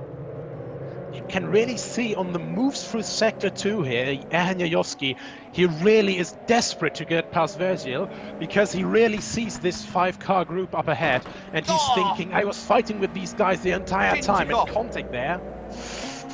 That was, what was the other car? That was Hoyer. Yeah, it was. It was Michi Hoyer, so the 2 came together at Junsao. Always a difficult place. Hoyer's day is done as he decides, you know what, I think that may be the end of me. He gets in on the brakes and, bang, into the side panel there. Hoyer's done well to keep it going, actually, even. Sorry, apologies about that. He's back now into 18th place, so he is pretty much got a long road back, but it happens just like that. You get too aggressive, and all of a sudden the moves start to just get a little too desperate nearer the front of the field, as Simoncic has a half look into the left-hander that doesn't work there for him at Desquita de Lago. Virgil going defensive here. This is Yoyoski going around the outside in the AAA car. There, the North Macedon is going to try and get the move done, but he's got to do it at the inside of Ferradura, which has been dangerous all day.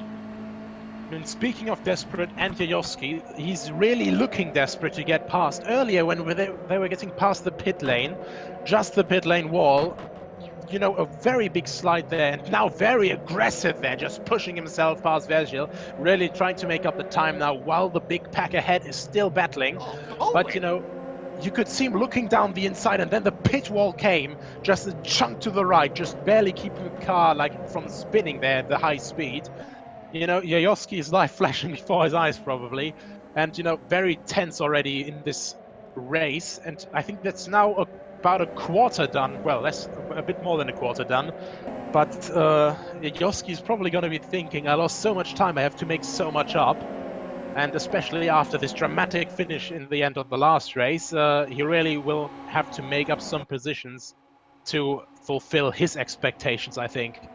And a lot of drivers now battling at the front. Browner going around the outside here. Nuno Pinto trying to get aggressive here. Remember, he started 27th overall after qualifying. Got himself up to 8th in the opening race. And looking to try and find a way through. Lind trying to get past Simoncic now, moving hard to the inside. Try and make that one happen. Defended by Browner behind. Oh, into the fence! That's Virgil behind. Getting hit, fenced by Yayovsky. He's got away with it. And ever the assassin, it's Veloce James Baldwin, who finds a way through. Suddenly Yayovsky under pressure now by the assassin-like going faster driver there, and he can't quite get himself through for the moment, but Pinto still trying to be aggressive. Back down to third now is Simoncic, Lind up into second. Ricardo Costa leads this race.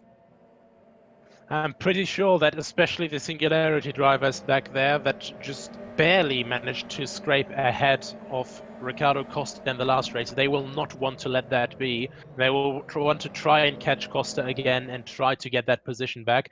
But I think right now, Jani Simoncic is in a perfect position to just, hang back a little bit maybe. Or actually, he's just got a better drive out of Junkao. Now just looking right down the tailpipe of Dennis Lin, getting some slipstream. And, well, now the infighting begins, and Costa will probably be a bit more relaxed here, because he's got a quite nice gap now. And, yeah, I mean, just look at that gap. If I look into my mirror there, I'm going to be thinking, well, I've got a bit of comfortable lead here. I can lay back a bit. And meanwhile at the back, Pinto. Yeah, he's through. Just very good in the moment there. Pinto just hung back a little bit in the last lap and just waited for the perfect moment and then strike as Browner was vulnerable. Oh, and Browner very sideways into Desida del Lago. Yes, absolutely, and he has to be careful about going too sideways there, Devin Browner. He's going to use up his tyre life a lot quicker than everyone else. Costa's lead 1.2 seconds over Dennis Lind, and now you think about the mid-pack. If you're talking bragging rights, you can't afford to fight. You must work together now to keep yourself in with Costa. This is a draft track. If you fall out of the draft, you are in trouble. Sixth position now is James Baldwin. Veloce James will be very happy. Yayovsky there in seventh place. They find themselves 3.3 seconds behind Browner, Pinto, Simoncic and Lind. And this is going to be the trouble that they have. They have to work together to get onto the back of that train. They know they've got time, but it's of the essence right now as they will look to go and complete what will be 8 laps worth of racing and go on to start their complete 9 laps worth of racing and go on to start their 10th lap around this circuit at the moment. But for the time being, again, keep an eye on that gap at the front of the field. It's 1.3 seconds to Dennis Lind, who is there in second place. They've got to get the hurry-up message now because Costa is going to check out. Costa really with a big gap here now. And right behind that, in the just ending top 10 battle down to 11th place, we've got a 4-way battle now with Virgil, Zwiers, Cavallo and Boreliak. And you can really see from Jordi Zwiers driving and then, onto the grass! Very, very dangerous. But Virgil just giving him the position there, probably acknowledging that that was a little bit too aggressive there. I've heard from a couple of guys before that, in the virtual mirror for the USF 2000, you can misjudge it a little bit. So when it does look like that the car is not quite behind anymore, well, not quite by your side anymore, of course you're going to start trying to move over, block off the possible attack path. But that will not always be the case. I saw contact between Devin Brown and Zwiers in practice, and instantly Devin, of course, apologizing, saying that, he thought he was ahead already. And that may have just been the case again. So good sportsmanship right there from Roy Virgil. And that pretty much says all you need to know. So Roy Virgil staying in 9th place for the moment. There was a change of position almost for Peter Briliak because he tried to get past Thiago Carvalho. Now Hani Al-Sabdi finds himself on the back of this train, but more retirement have hit themselves in the lower half of the field. So on top of this, Enzo Fazi, Jonas Raivio out, Yartayan, Marcel Shinzik, who was up as high as second. He's out of the race, as is Andonovsky as they go into turn 1. And Virgil still defending bit of contact. He gets bumped twice through the corner. And also Briliak, they're struggling to get through that section as well. But you also have Beavis out, the Crop is out, Maulana out, and now Luca Beck is out of the race as well as they're on. Too wide, too deep for second, third, fourth and fifth. Pinto making contact. Huge wide line goes Devin Brown. as he tries to deal with it. Pinto gets through. Simoncic can't get by Lind. And now the pack, the inmates, fight amongst themselves. They can't catch the prisoner. That is just very, very close fighting there. And of course Oh, that is... Okay, I thought for a second that was just a bit of an issue that I had just now, a bit of a lag. I thought for a second that Kolmach has lost his rear wing, but that was only a front wing end plate. And we also just can't forget route 16th position here, Hoyer, and in a little fight here with Stocci, Sanchez, and Kolvenbach, and up to Ryan Elliott as well. Ryan Elliott has done quite a bit of progress. I remember him being in the 30s positions in the last race, being the last car to be lapped, actually. And he is up in 13th. At the same time, Hani Al-Sabti, one of the first retirements of last race, he is up in 10th. Yeah, he's having a fantastic run. It's Hani Al-Sabti, and next up for him is Thiago Carvalho. They've dropped back over the course of this lap from Jordi Zvaez in 8th place. It is very telling. Carvalho is under pressure though, so they make their way towards turn number 1, and the center S again, this 1-2 section around the outside. You got to try it, Hani. Can you get it down the inside? No. They get tangled up again. And look at that. That is perfect spinning. Al-Sabti hits the barriers, jumps up and over, and his day is done. And that, I believe, you're going to have to apologise, Nico, because that is a very blatant curse of the commentator. I apologise so much. It's a huge shame, because Hani is a very nice guy as well. Incredibly fast driver. First time I saw him was by now already 3 years back, 4 years, I think, almost. In an Assetto Corsa Championship, where he was one of the most dominant forces ever in the Lotus 98T. So incredibly fast driver, and just very big of a shame. And you could just see it, the suspensions there, like the big fear in wheel-to-wheel battles in open-wheel cars, just tangling the suspensions together. And that in 2 corners, that didn't happen once or twice, it happened 3 times. And that final one was really the one that ended it for Hani Al-Sabti here. Huge shame. And now we have the 2 Singularity cars in 3rd and 4th right behind each other. And Dennis Lind lost out to Joni Simoncic again. When did that happen? It happened, I would say, a little while ago. So Simoncic has found his way through. He's got to be right on it. The second half of these races, at around this point, that's when Simoncic just gets the note. And here comes Nuno Pinto down the inside, trying to get the move done. Oh, bit of contact going through there, but he gets past Browner without too many issues at all. Lind staying in 3rd for the time being. But let's just talk about this for a moment, because there are contact. That's Renzo Sanchez there with Michi Hoyer fighting out 14th place, and Sanchez slides it through turn 1. So that will be Hoyer pretty much getting that one. But Elliott here behind 13th and 12th, fighting with Stocci and Colvin back, trying to keep behind 4 very rowdy drivers, trying to keep themselves into position. You can see how everyone, look at that, fan yourselves out. Stocci trying to go to the inside. It was almost 3 wide. Stocci does get it done here on Elliott, but why goes Colvin back, and Stocci's going to get another one, surely? I mean, the last round here, in the last lap around, Kolvenbach was still in the back of the pack, and somehow he made it past to the front. Of course, now again fighting with Stocci, not Sochi, the track. Would have been very odd there. And Elliott down the inside very late and makes it past Kolvenbach there as well. And Kolvenbach is now just losing out corner after corner. He absolutely is, and it's struggling here. Sanchez has got through on Hoyer. He wants to get in on this next. There could be a top 10 in the offing here, because you've got a few drivers that still want to quite very much fight and keep themselves in. Keep an eye on the gap between Ricardo Costa and Jurne Simoncic right now, because half distance has already gone and scored itself complete. 13 laps have been scored complete. Ricardo Costa's lead is down to just 2 seconds. Jurne is in that mode, that open wheel mode that got him the FSR World Championship this year. He's got to really chase that down. Browner and Lind under pressure, because here's Nuno Pinto. He's now fallen back into 5th place, but he is very much raging against the machine here, trying to find a way through. I'm going to be honest, out of all the drivers here... That's Pinto in the fence. He tried to make the move, but at the same time, Lind went for his. And I think Nuno Pinto's day is done right there. It is. And he is out, and so is Kasdorp. Another 2 very fast drivers just out. Very aggressive driving here still, but back to the matter at the front. if I was Ricardo Costa and I'd be having my nice evening Sunday drive, the last person I'd want behind me in this open wheel mode would be Jani Simoncic, because we have fantastic drivers here: Dennis Lind, Devin Browner, James Baldwin, Aaron Yoski.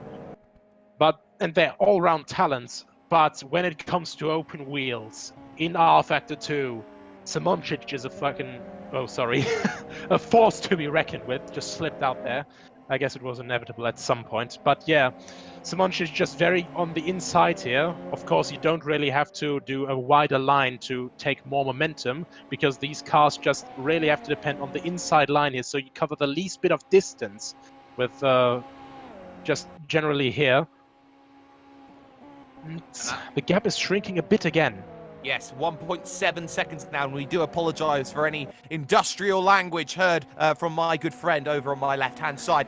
Dennis Jordan now on the back of Thiago Carvalho, Miguel de los Rios and Michi Hoyer all there with Adam Taylor in 12th place, Hoyer 13th, de los Rios in 14th, Carvalho 15th, and Jordan 16th as they make their way through. And Jordan's going to try and go to the outside, try and make this move. He's a man on a mission. He wants to race a little bit later on this evening as well, as he looks to try and get down the inside at turn 2. Ever much caught on that inside curb. Couldn't carry the momentum to make the move.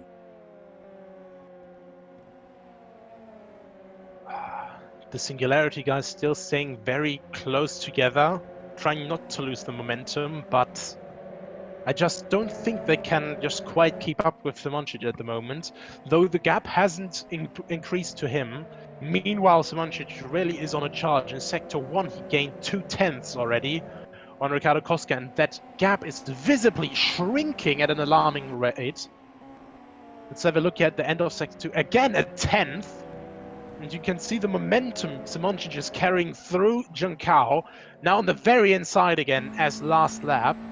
And Costa's, just trying to keep the car very calm, very nice going in this normal momentum. But Simoncic, of course, is going to try and get the maximum amount of power at a smallest amount of distance so he can close that gap very quickly. Now down to 1.1 seconds, so now he's soon going to be in slipstream range. And at the same time, Brown and Lind are gaining a little bit by bit again, and right behind that, Baldwin and Jajoski have been gaining on the two Singularity drivers as well. They certainly have, and Baldwin's got that gap down to just 1.4 seconds, so he can be very pleased at the work he's doing, and he's dragging Erhan Jajoski along with in the AAA car. So that tells you that there is a whole heap of pace in these vehicles, and they're trying to extract the tyres as best as possible. It's Costa's tyres as he tried to manufacture a gap in the early stages that may just be falling away from him right now. He's got the gap at a second, but Simoncic knows he's got all the time in the world. The one issue that Simoncic has, though, even though he's got the better tyres at the moment here, Nico, is the fact that if he does get through, it's the draft that will keep Ricardo Costa in play, the same way that's happening between Baldwin and Jajowski, Browner and Lind. It is Noah's Ark racing at the moment. They're 2x2x2 at the front of the field. I really have to say, though, we just had a pit stop here. Ryan Elliott came in 10th and is now down in 20th with a sizable gap behind Riley Gerst in 19th. And I really don't think that in the end, it looked like he changed all 4 tires. Both sides went up, and you could see from his engine revving, he was being very impatient there. Come on, guys, hurry up. I don't have this time. Only 10 laps to go, and I don't think that this all 4-wheel service was quite the way to go for this race. No, I don't think it was either. Riley Gerster found himself in trouble at the skin of the Lago as well, so that would be an easy pickings moment for him in terms of the way that he wants to run this race. Gap extends between Browner and Lind. It now extends up to a second at the moment, which will be not that brilliant when you've got James Baldwin just 0.8 of a second behind. Lead comes down under a second for the first time in about 10 laps or so, and they know with 16 laps completed in this race, they have 10 revolutions of the circuit remaining, so there is not long at all in terms of can you get the move done and can you get what is needed as Lind slides his way through, and Kolvenbach is out of the race. So that's our 21st retirement, sorry. So now we have over half of the grid gone. And let me just have a look at what happened. And just a spin there and just giving up apparently. Yeah. So no complete terminal damage, but just a driving error and following frustration. Now Driving errors. Simončić right on the back of Costa. I think he's Yes. now starting to be in slipstream range. But he's not gaining as much as he was prior. So let's keep an eye on this as he crosses the line. We saw that gap at 9/10. The gap again, 9/10 of a second. Ricardo Costa's picked up his pace here and is doing just enough at this point in time. Keep everybody at check at this point, at this moment. But now look at this, 4th, 5th and 6th, because Lind has been caught and James Baldwin, well, he is Veloce James. He knows how he needs to go quick. And of course, Veloce, they have been a revolution in terms of how they've looked to try and attack their business. The London-based team, to the outside goes Baldwin, trying to make this move. And I don't think he can quite get it done, but he comes up and under. You nit one, you try and purl one back again. He's got himself a bit of contact, but he's on the outside now, heading to Ferradura. Can he go and find the move here at this section? Yoski will want in as well, as they're going to go 3 wide through the exit. This is magical between them. They save it all together. Yoski gets himself a way through on Baldwin, and they still fight all the way through towards the Bico de Pato. I really have to say, this is just incredible racing right here. Just now, coming out of turn 4 and 5, I thought that would have been the next accident. They were so close to locking the suspensions there again and tangling around, and they just barely made it. And then this 3-wide action through the right-hander. Absolutely incredible work there. Oh, yeah. And Simončić is right on the back of Costa. He absolutely is, and I can tell you're getting invested with it because your voice sounds like it's going, my friend. But Jurnej Simončić right now has caught the back of Ricardo Costa, just 2/10 and under between them, and looks for the move down at turn number 1. He can't quite get it on the Monaco car, so Simončić again has done the work. He's done his homework on trying to manage the tyres. It's something he's so good at. It's the second half of stints. It's what got him an FSR crown. Off goes Baldwin, off goes Lind. Lind's gone around, down at turn number 2. That was not what was wanted then in terms of that. And let's get a look at exactly how that came about between them. So they were looking for the battle. Yoski got it done around the outside into turn number 1. In through 2, they made contact on the exit of 1. And in through 2, not enough room at the end as they locked from front to left, almost like a quarter panel contact. Dennis Lind is out. Big shame there. Good pace from him the entire way round, and now there's only Brown at the front left, and right even more at the front we have Simončić and Costa still just battling. Simončić pulling a little bit back again, but I do think that is also a bit of his strategy there. He does want Costa to know that he's right there. Earlier in turn 1 he made him know, I'm in striking distance, watch out mate, I'm coming in. And I think he's really just trying to force Costa into an error here without using up too much of his tyres. And if you watched VEC last season, you could really see a magical pairing in the ACR car back then. Of course, they won the championship as well. That was, you know, magical pairing of Siebel, then with Dennis Jordan and Jurnej Simončić. And in the inside here, and he's making it stick.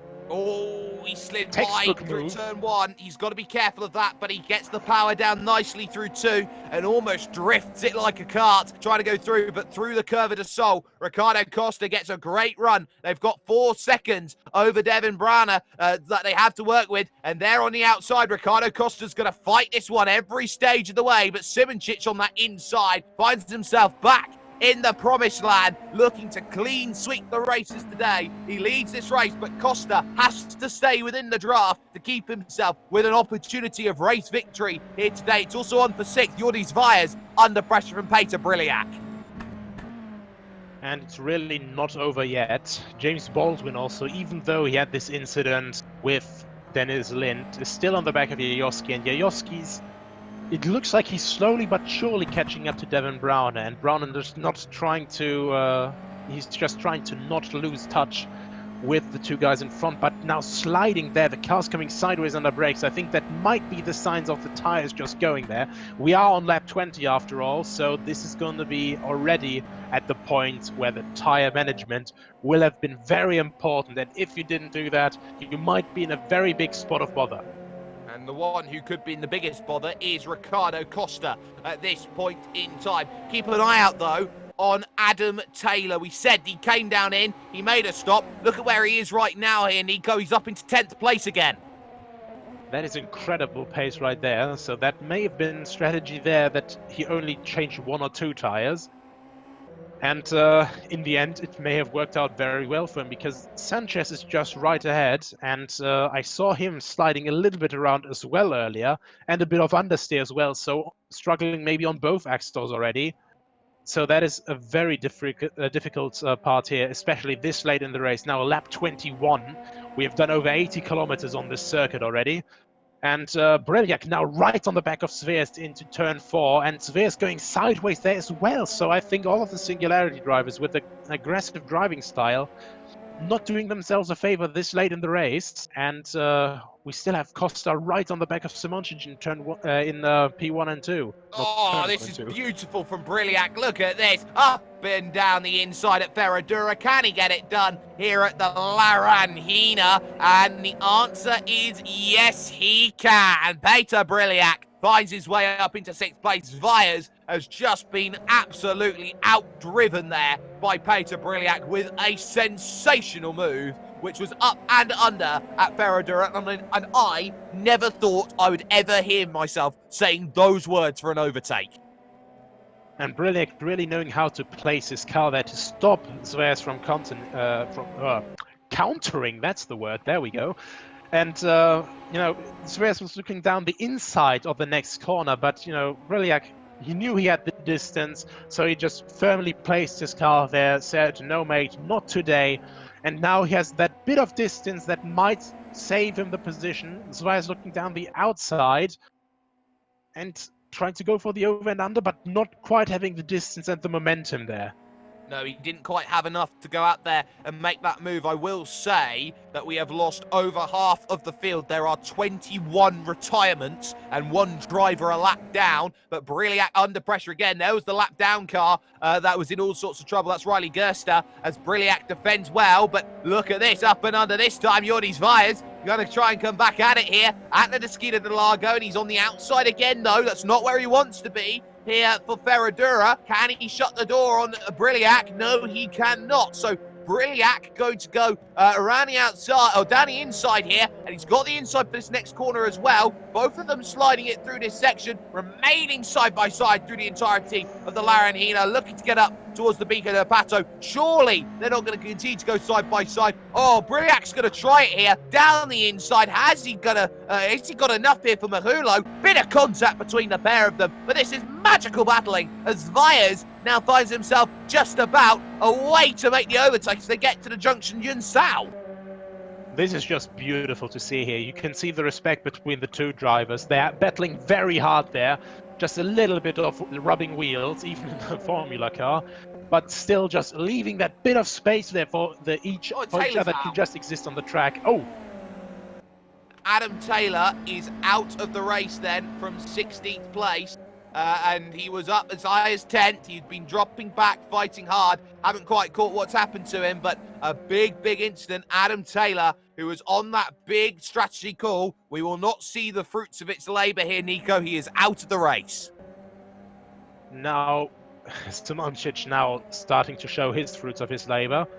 So he's opened a bit of a gap now to Costa, and Costa's opening a bigger gap to Browner. So Browner, in the early laps, we saw him drifting into corners again and again, and that really didn't help his tyre wear. It's really starting to show here. And Jajowski, he held back for a bit, and now he's just starting to charge. He's right on the back of Browner, and I think at the end of this lap, if it keeps on going like this, we're going to have another 3-way battle on our hands for P3, for the last place on the podium. Well, for another 3-place battle, 11th, 12th, 13th, Miguel de los Rios has just got through, and Thiago Carvalho. Alex Siebel is just behind, wanting to try and find a way through all of this, but this is the biggest battle pack, the battle scrap that we are looking at this point in time. Miguel de los Rios will be happy that he made the move, but he, of course, has no way to get away at the moment from these drivers, as they will go on to 2 laps to go this time by. And I don't know if it was just a meme or a joke in the entry list, but initially when I looked a couple days ago, next to Alex Siebel we had in brackets single-handed. So if this is indeed the case, then this must be one of the fastest single-handed drivers in sim racing right here. Up with Reese Gardner, of course. Oh, yes. Gotta love Southpaw Race. I have a huge respect. I've worked with him many a time before in the commentary box as well. Reese Gardner is an absolute pleasure to see sim race and actually to be around as a person. And if you do not know, I run actually a series with him known as Max Bant, so you can join that. This! Ooh, contact. Sorry to interrupt you there. That was right. Just running into the back there of De Los Rios, and Siebel just profiting from the mistake there, and that was very, very close. But yeah, Max Bant's very well known, of course. Of course, it started as a joke, and now it just developed more and more and more. And which part is coming up now? I mean, Part 9. Just recently on the dirt track, this race with the slowsters. Oh, we actually did our last race at Interlagos, funnily enough. Oh yeah, with their mate. Yes, exactly, and that was very brilliant. But let's forget shilling my products for a time being, because we got the white flag coming out for Jurnej Simoncic, as he has 1 lap to go here at Interlagos, as he looks to try and cement himself as the sim racer of the decade, so to speak. Ricardo Costa's given it absolutely everything. You cannot fault him for the way he's driven this race, but ultimately the tyres have fallen off. It's not over for the podium, though, because Brana is under pressure. Here's Erhan Jajowski. He doesn't want it to end the same way it did 1 race ago. Contact through turn number 1, though. That won't be helping as they go through towards turn 2 and through Curva de Sol, turn number 3. Brana will survive at least over towards the Desquita de Lago, but immediately defensive again he goes. Baldwin in 5th place has had a great drive. It could have been more despite the contact he had with Lind going on a little bit later in the pack. It is going on a little bit down in the pack as well. Alex Siebel not quite close enough to Miguel de los Rios to go and make that move for the moment. We've only got 16 drivers remaining. That's how tough this race is, as Jajowski tries to go around the outside at Ferradura to try and get the move done. A bold man does it, a brave man does it. He's on the outside again, and he's later on the brakes as he goes through the section, but washes out wide,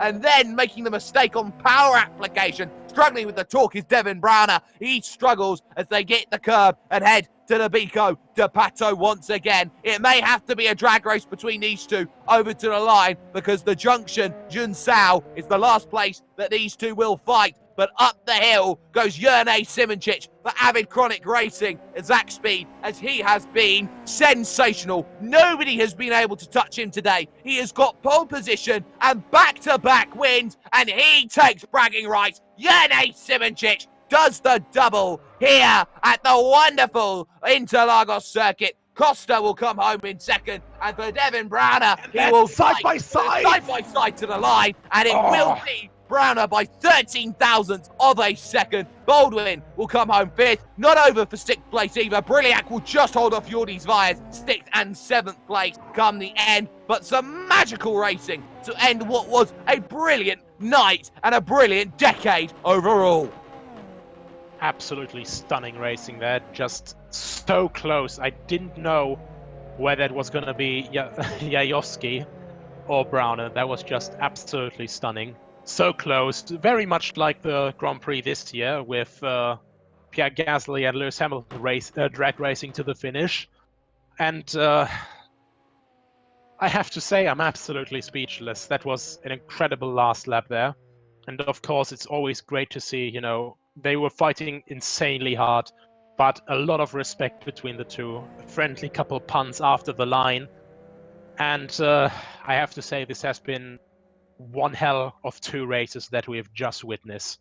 Absolutely, it has. And official classified results then are as follows. Jurnej Simoncic picks up back-to-back wins. It took him 39 minutes and 24 seconds, but his margin is 4 seconds over Ricardo Costa. Devin Browner finishes 3rd with Erhan Jajowski 4th. James Baldwin gets 5th for Veloce, with Peter Briliac in 6th place for Edge Esports. Jordi Zvias gets 7th with Herman Stocci in 8th. Renzo Sanchez finishes 9th ahead of Dennis Jordan, rounding out the top 10. Alex Siebel will get 11th with Miguel de los Rios. Thiago Carvalho 13th. Matthew Galea, good run for him, into 14th. Michi Hoyer struggled to stay exactly where he finished in 15th. Ryan Elliott is the last finisher on the leading lap in 16th. Riley Gerster finishes 3 laps down. And then the retirement, Taylor, Lind, Kolvenbach, Nuno Pinto, Yuri Kazdorp, Hani Al Sabdi, it's a who's who name. Luca Burke off there. Roy Verger was up there high earlier on. De Krop, Beavis, Nico Barkley, Sven de Vries, Shinjik was up there almost in the race lead. Rivio,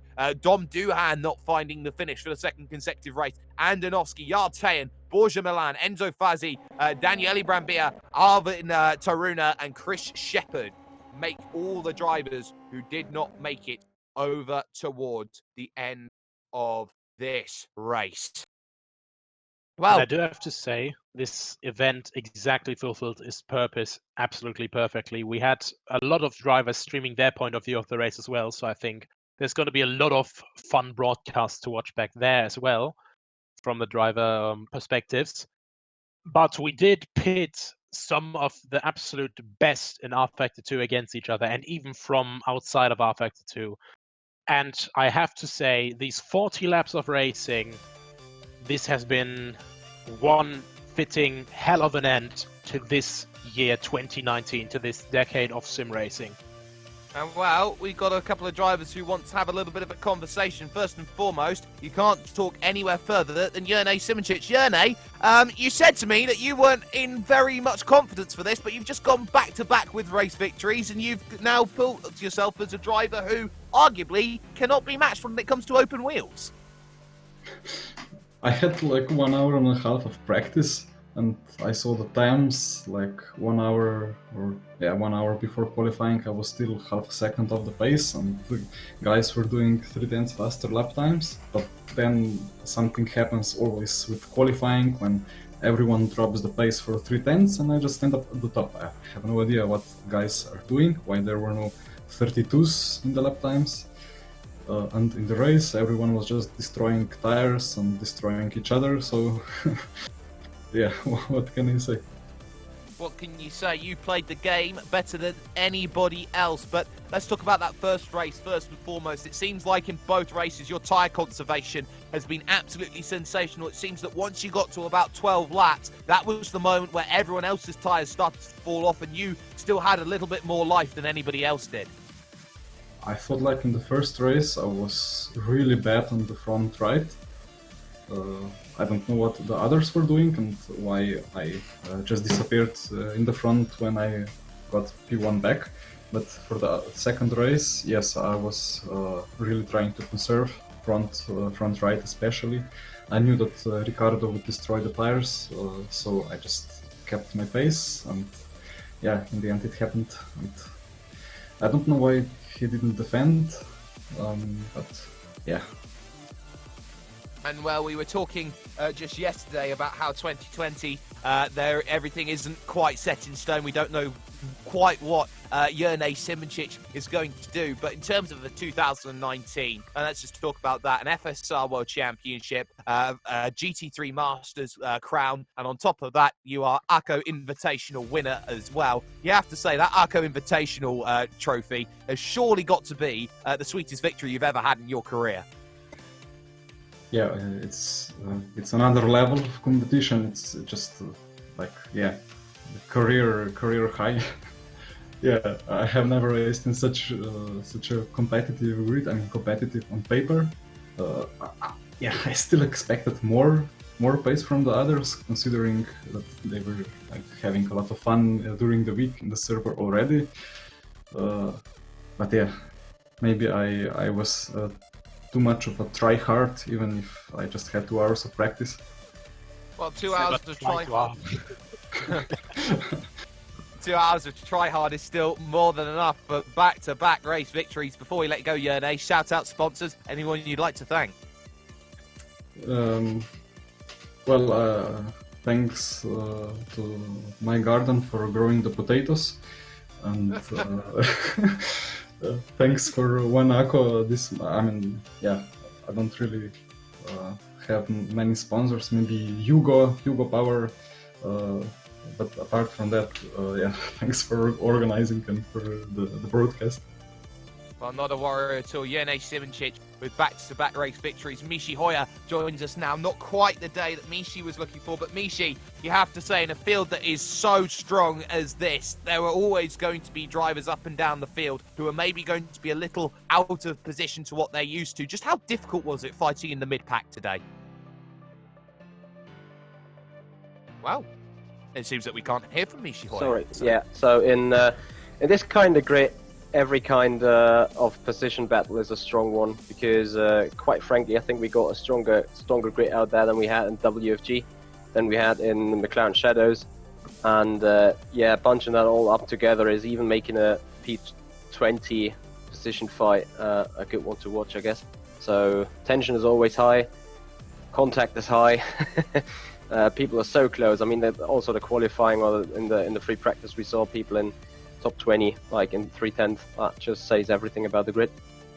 Grid incredibly strong, of course, but you have to look at your races, both in finishes around 15th place. Let's talk about that second race for a moment, because it seemed like you were going to make some progress. You were up inside that top 10, and then a couple of bits of contact here and there, not necessarily all your fault. But they drop you back down the order, and I think it was epitomised by the fact that you spun on the final lap, that the race didn't quite go to plan, so to speak.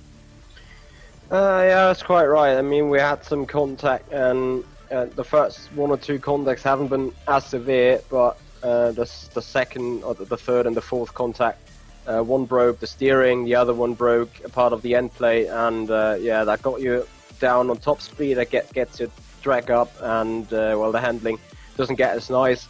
And yeah, then before Siebel was trying to do a move, I outbraked myself on the AstroTurf due to the bent steering, and went off and then spun, and then yeah, I mean P15 or P16, whatever it was then in the end, was the result. And well, let's just talk about your future for the moment. Of course, you have that big affiliation with the Sim Pit and Sean Cole and that all operation. But where does 2020 look for Mishi Hoyer? I know you've had some good results. For example, in the BMW event that I saw you in about a month ago, you had a very strong result. So what's next for Mishi? I can't say actually yet. Obviously, there are some projects going on in the background, and something will kick off 2020. I'm working on since 2 or 3 months already, but yeah, nothing is set in stone. No contracts are signed yet, so we're gonna see me in FSR pretty much. We're gonna see me still in VEC. Beyond that, I'm gonna do the one or other special event that's coming up. But the bigger project is something that is still in the works, and yeah, I hope some guys still be patient, but there will be a surprise in the beginning of next year. Well, hopefully the surprise is there and it's going to help you. Mishi Hoyer, a mid-pack finish for him. But Nicholas, final thoughts as we bring proceedings to a close here from Interlagos. I have to just say, like in real motorsport, you can see it again and again, like huge respect, like on the track and off the track. But a lot of the times the competition, you know, like it's very fierce, and then when there's collision, there's mostly fighting. And I really think the beauty of events like these is we can see here down, like when we look into the other channel, like in the talk channel there, they have raced each other down to the bone. They have raced each other at the limit. No matter where they finish, now they're just sitting down together and laughing. And I think this is just the beauty, the purest form of motorsport that anyone can really have a look at. And this is just really something beautiful, because you know, in real motorsport, you really have to have this certain amount of budget, and for sim racing, you can just have a PC that can run the simulation, a wheel that can just be a G29 at some point for 200 euros, and a screen, and an internet connection, of course, and you can just sit down, race, and have fun with people. And I think we brought over with this broadcast, with this event, and at this point, again, thank you very much to Monaco for organizing this fantastic event. We had one hell of a show, and we showed again like very competitive battling here, but also, you know, respect on the track, off the track, and now just, you know, the really good sympathy and you know, just friendship as well between the drivers here. And this is just one of the best things about motorsport to me. Absolutely, everything is just one big happy family, and if you're talking about how it's going to kick things off for ending a decade, make sure you join us here with Raceline TV for a brand new decade and a brand new start, because January 3rd, make sure you keep your eyes out on that for an F4 race, which is going to be very, very interesting to watch. But of course, a massive thanks to those who have been there in the background. Of course, to Nico Barkley and Juan Arco, who have been putting this event together, and Justin Mifsud, who has been on the cameras for us here this evening. That's been Nicholas Hillebrand over on my left-hand side, and I, of course, have been Jake Sperry. No surprises, it's Jene Simonchich who's found himself in absolute glorious wonderland, but in the strongest fields in the world, unpredictability was rife, strife, and everything was absolutely fantastic. Make sure you tune in for more, like, share, and subscribe here with Raceline TV, and we will see you in the brand new decade.